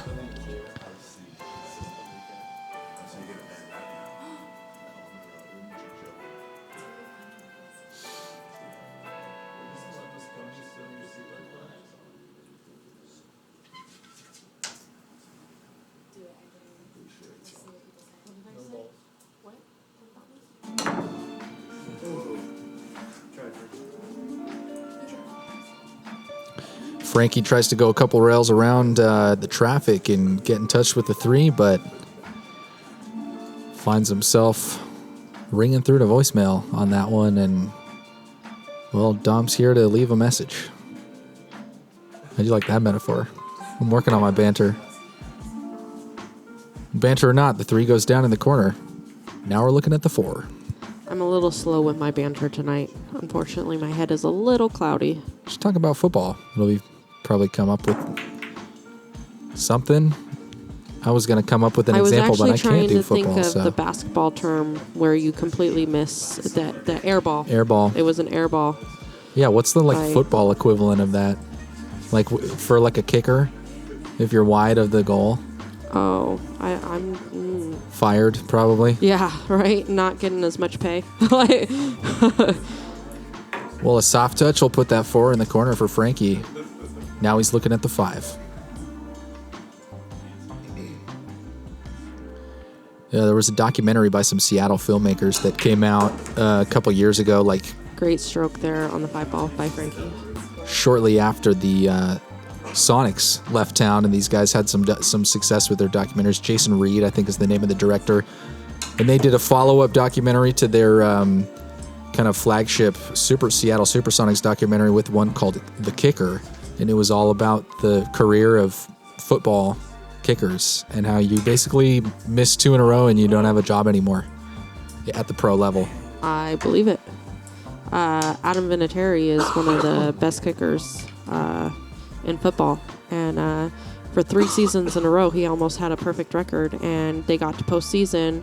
They asked him to kick like a 56 and 57 and 53-yard field goal, and he missed those 3. Yeah, 3 that's years a lot. in a row, postseason, and ruined his perfect kicking record for 3 seasons in a row. That sucks. That's such a big ask for anyone. Like, that is way too far for a field goal. You're literally taking like weather into effect. It's so far out. Yeah. A lot of pressure in the postseason. It's like makes or breaks whether or not you're going to the next game. And then for someone to like literally just have no room for failure. Well, and Adam Vinatieri, I believe, I mean, you can please correct me if I'm wrong. I believe that he already has 1 perfect record season. Well, Dom's out as we're talking about perfect records here. Yeah, these boys have a matching record, at least 4-4. Yep. And Dom's back up to break. But so Adam Vinatieri would have been one of the only kickers in history to have more than 1 perfect season for kicks. And who did he play for? He played for the Indianapolis Colts. Okay. And basically just screwed him out of a for sure Hall of Fame. Bummer.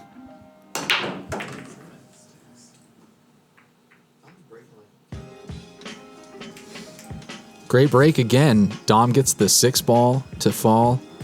Yeah. He's a little bit awkward behind this 5, but it's looking like it's manageable here. Yeah, I think he can see a little bit of it. He might be able to see just the bit of it that he needs to get the shot to go, it looks like. Tough to say.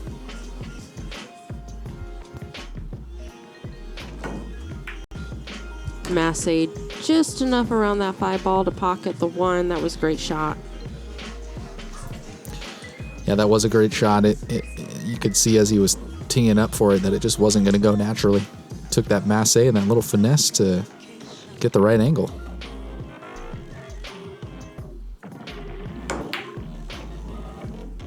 Two goes down the rail, but not in the pocket. So we'll be sending it back over to Frankie on this 2 ball.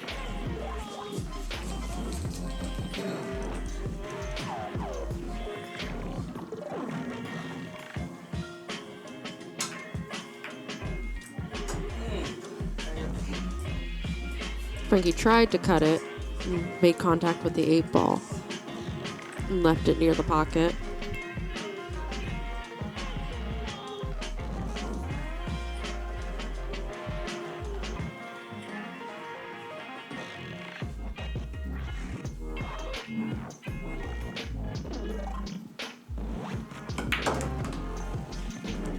Nice shot by Dom.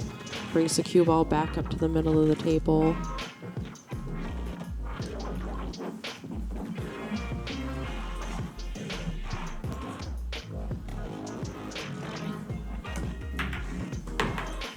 Nice combo. 3 ball squeaks a little far out.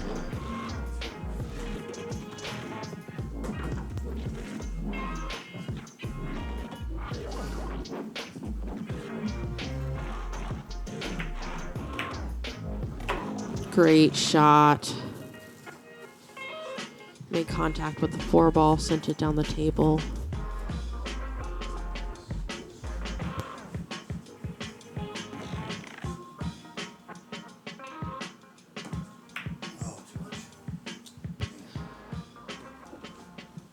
Dom hit that one just a little bit thick and hands it back to Frankie.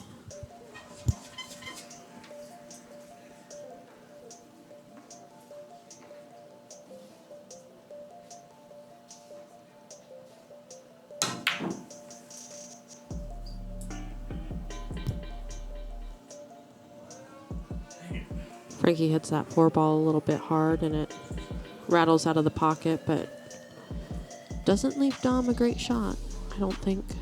Maybe it did. Nice and clean in the pocket.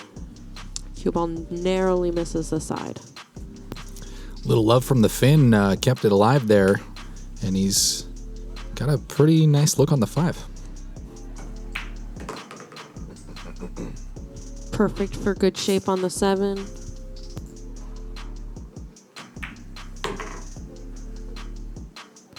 Drifts right up the table for a look at the 9.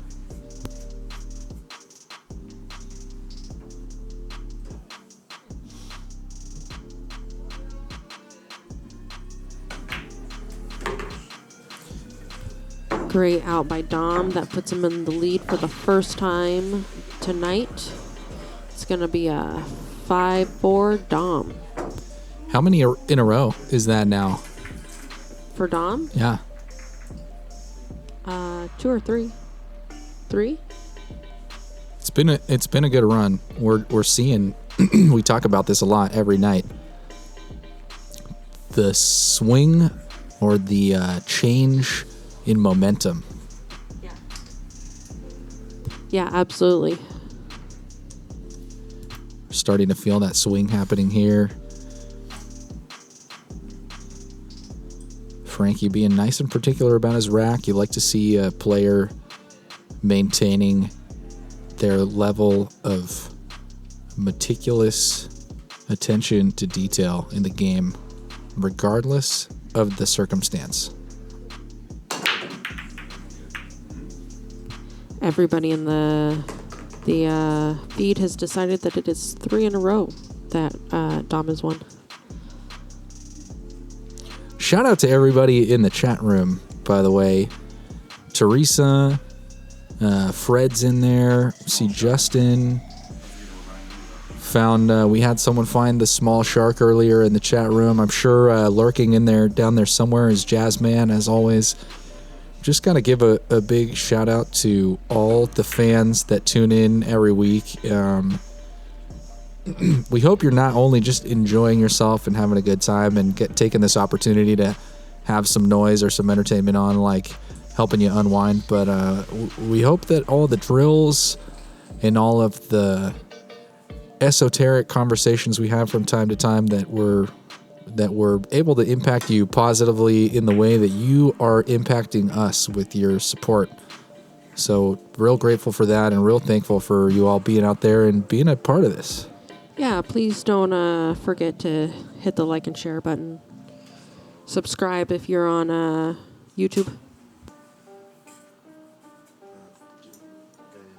Good segue.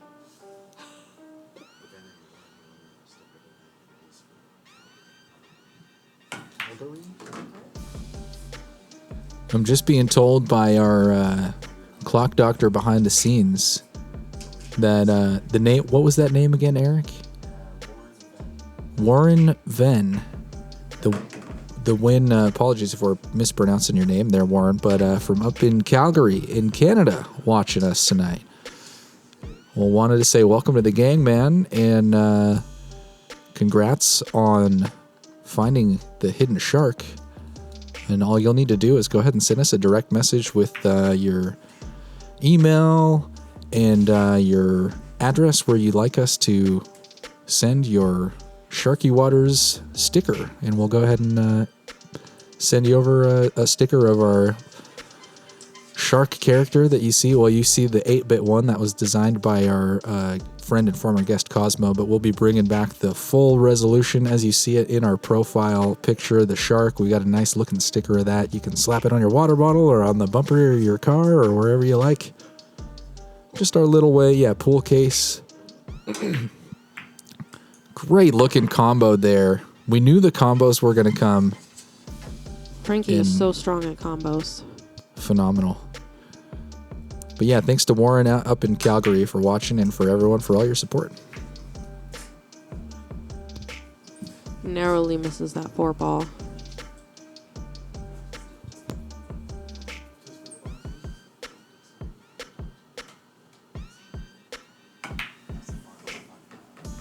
Nice shot by Dom. Uses some draw to come off the rail and stay in line for the 5-ball.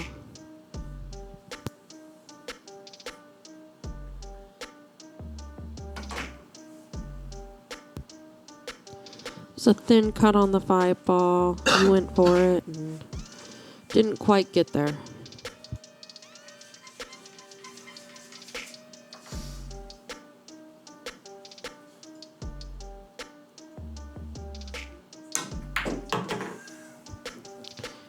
Nice top English there to get in line on the 6-ball by Frankie.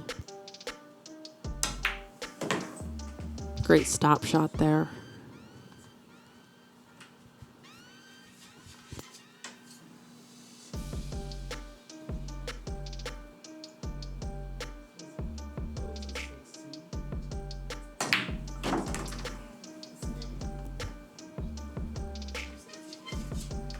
Good little stun shot on the 7.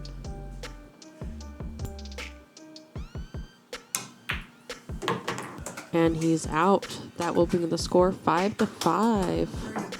We have a tight match here tonight. Yeah, neck and neck. Both players have found a stride, found a little bit of rhythm. And I'm within earshot of the guys, and so I don't intend to bring this up to change the course of the game. But one thing we're seeing less of now is safeties. Seeing a lot more offensive play from both guys. And more offensive play, I think, usually means that the guys are comfortable at the table. They're seeing the victory at the end of the tunnel. Not feeling a need to be as cautious as we were in the first couple games where we were seeing all those safeties.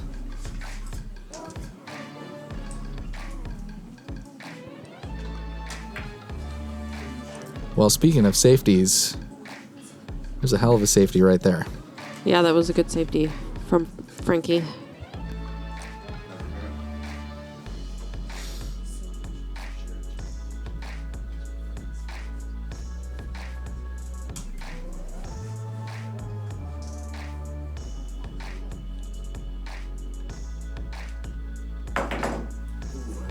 Don made contact with the 5-ball, giving Frankie ball in hand.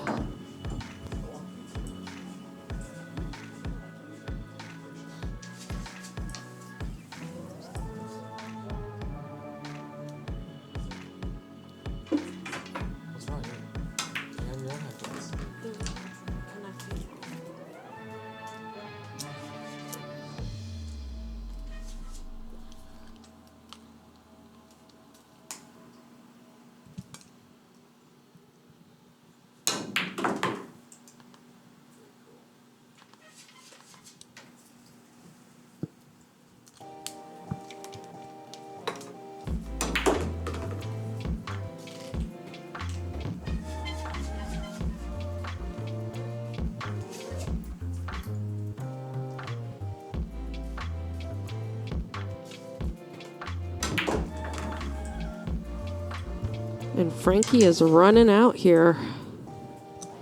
He's definitely taking advantage of that ball in hand.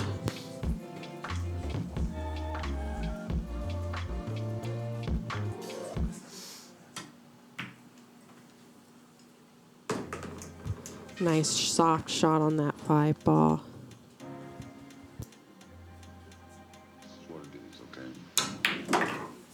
Few inches of draw lends him a great shot on the 7.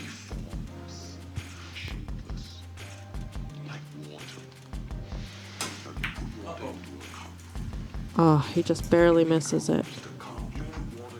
Leaves an opportunity for Dom.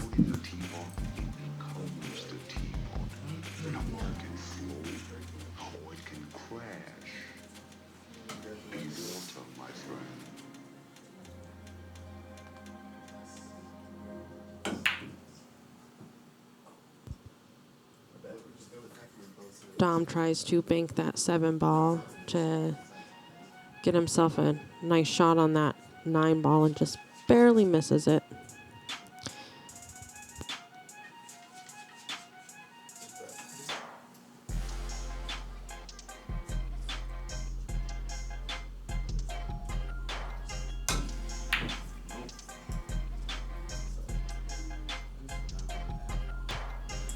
Frankie also tries the bank.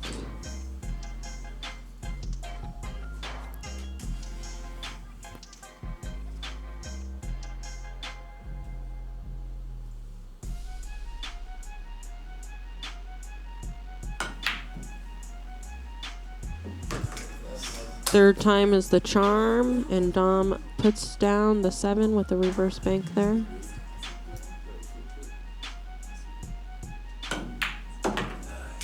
Nice out by Dom. That puts him on the hill.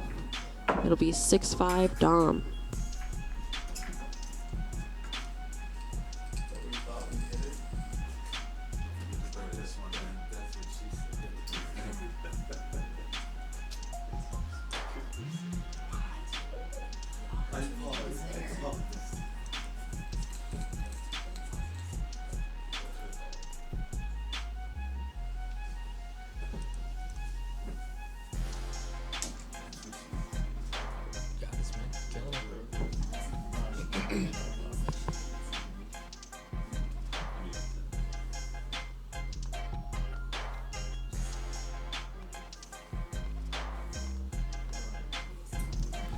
Just took a moment of silence there to regroup after this next rack. It's a crucial one for Dom. Unfortunately, nothing went on the break. That's very uncharacteristic of Dom. It is. 7 ball just kind of decided to hang in the pocket. Yeah, 2 ball didn't go in. 1 ball's right next to the pocket.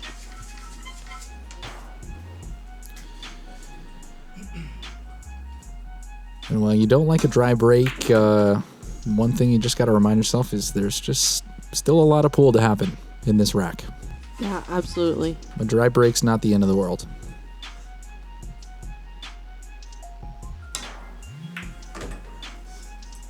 But sometimes it can be with someone like Frankie at the table.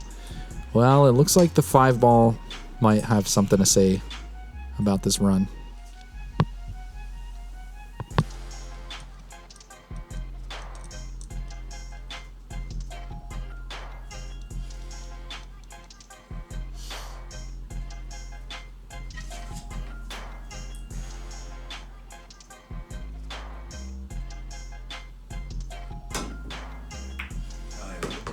Great kick by Frankie. Good connection. He pocketed the 3 ball.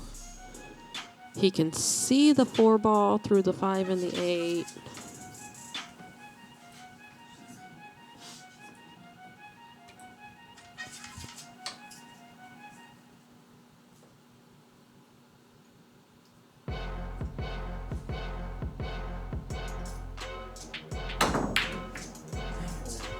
Tried to carom the 7 in. Oh, man. 4 ball goes all the way around the table and lays up in front of the pocket. Looks like it is on the rail. This is a long reach for Dom. but he's tall.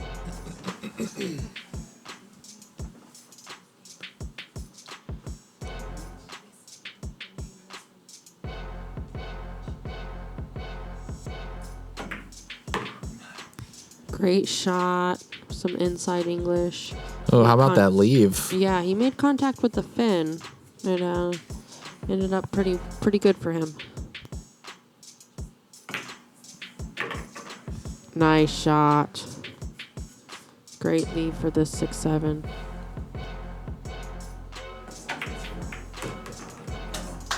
Leaves the 6 in the pocket. Couldn't have been any better.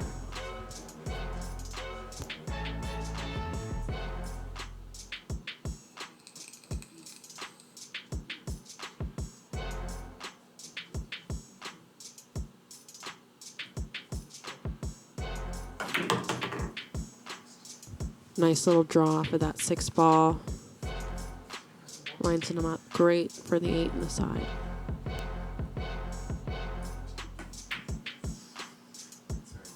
Oh, the 8 just bounces off of the fin.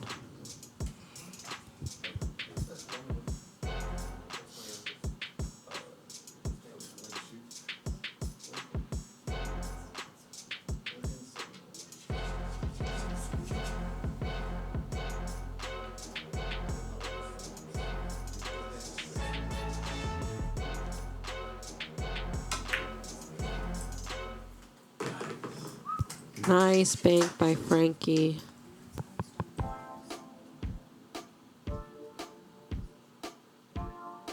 Oh, no. Oh, and the 9 ball goes. Luck counts for rails. Frankie today as he misses the pocket but gets it to come back around in the side pocket. Lighters are up in the crowd at this rock star moment as Frankie's able to somehow pull out the win, putting it 6-6. This is a tie game. Hill. I stopped talking because I saw that the wiffle was already over, and I was like, "Tell me this wasn't the wrong, the wrong number." Hill, as you were saying. Moment of pressure. Absolutely. This is the dramatic ending that we expected from this match tonight. Yeah. Best part of that game? The hug. Oh, I thought you were kidding that. Because this is the last one. This one's for all the marbles. I see.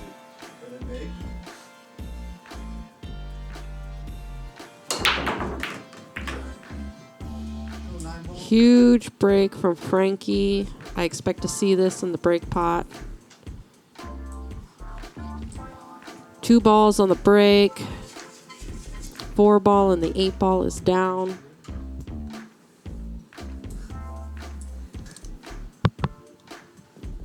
This is something, this match right here.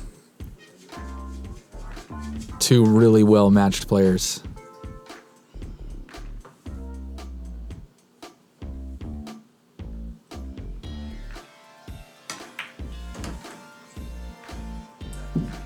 Great speed control from Frankie off of that 1 to get in line for the 2.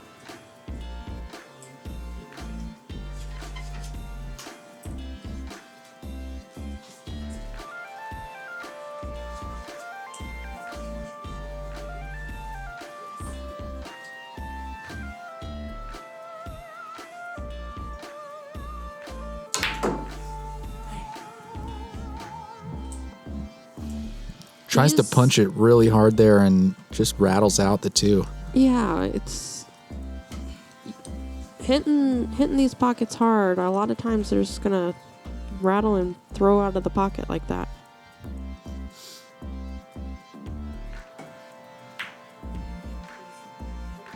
Ooh, didn't go for Dom either, and he hit it quite a bit softer.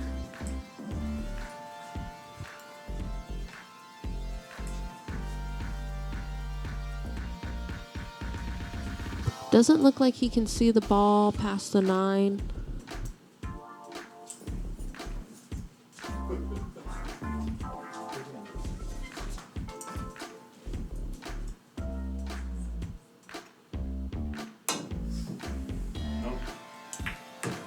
Oh, he made a good connection with the 2 ball, but cue ball fell into the pocket.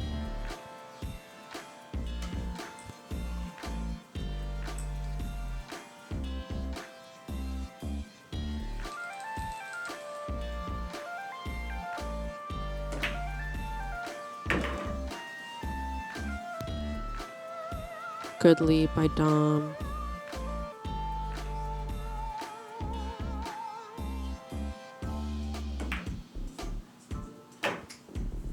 Nice shot on the 3.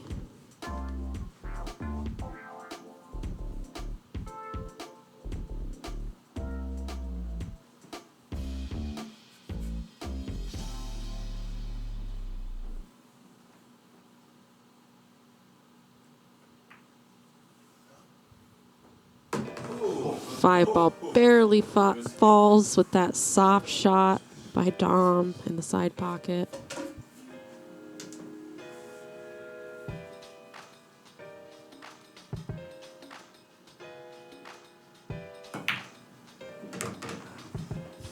Nice shot on the 6 ball.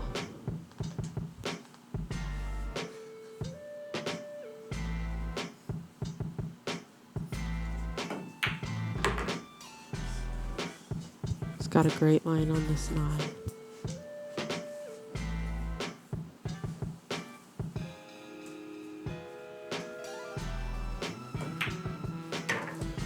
There you have it. Dom takes the win home. I got $10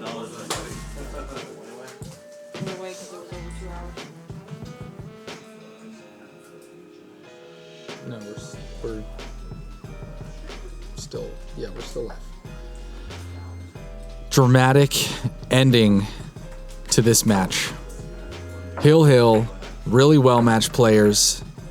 There was just a big stretch in the beginning there when you thought that Frankie was going to take it home, but little momentum swing there at about 2-4 with Frankie up, and Dom was able to just fight his way through that last rack.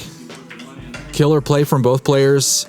Always love seeing Dom take the win, but we would have been happy either way because both of these guys are great players and have a great rivalry. And well, you fans of the show, you know what time it is now. It is the break pot time. Frankie has put his $10 inside the treasure chest that is now once again inside another treasure chest. It looks like Eric finally followed through and stained that thing like he said he was going to do over a month ago. He pulled through, and we now have a better looking treasure chest than we did before for the break pot. Well, the rules of the break pot are no magic rack. Eric racks. Frankie's going to have to run out this 9-ball rack. Combos and caroms are cool. Lucky shots are all good. Currently, as Frankie is currently breaking the rules by touching the rack that Eric put there, but... Ain't they supposed to give a legit rack, though? No, man, it's house rack, man. Is this a house rack situation? House rack, house rules, no magic rack. None of these balls are touching. Hey, Can I get my $10 back? You mean my $10? I'll give you $10. Oh, yeah. I don't even know if I'll make a bar on that thing. That's the idea, man. It ain't up to 300 for nothing. This isn't called smooth sailing. It's called Sharky Waters, my friend. And we wish you the best of luck on this break pot. Warren's in the background saying that technically on a molecular level, they never touch it. You didn't hit it. It's really. If they were a rack, I wouldn't even have to hit it. It would just spread. Okay. And look at they're all clumped up in the middle. Here, I'll read it. I don't believe what You want a re-rack? You want another one? You'll be the only one who gets another one. All right, let's see you do it. For the first time ever, house rules are being overridden by a disgruntled player unhappy with the rack. It's costing me money. I want a fair chance.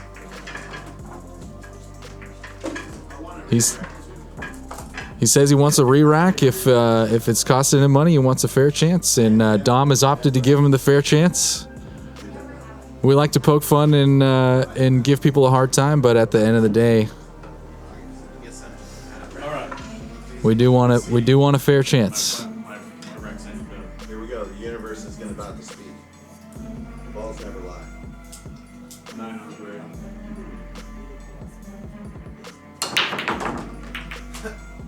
He hit it about 40% on there today. Well, hey, regardless of what went in and what the circumstance was, it was not a dry break. The 7 fell. So we've got action here.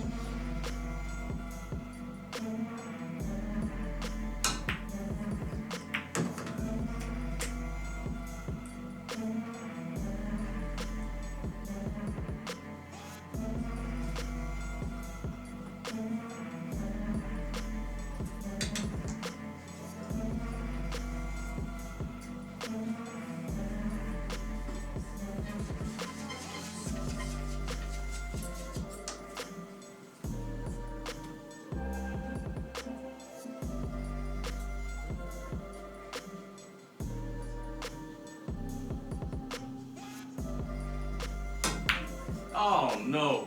Dang it! I was right into the rim. Bring it in, Frankie. Put her there. This is my good friend, Frankie Rilke. Thanks for coming on. I had to really execute and pushing through that compassion because you're a great friend. Yeah. And I know that going on. Too. I know that there's big disappointment in that loss, but No, ain't no disappointment. you know, I'm glad you won. yeah, I feel real happy to play with you, man. Thanks for showing up. It means a lot. Yeah. Everybody in the chat rooms who tuned in and watched the race, thanks for the likes and the shares. Thanks for the comments. Do the mail thing and we'll mail you the sticker thing. Shout out to Harold Prine with Prine Custom Cues. Thanks for the help. I got some good shots there tonight. Got in the victory. Tipsy Tomato will be there in a little bit, so get our pizzas ready. And myself, Clean Slate Pool Tables, if you guys need any help or any questions about the insides of the pool table and what they look like when their skirts are off, give me a call and let me know. Till next time, remember, perfect practice makes a perfect performance. Peace. Peace.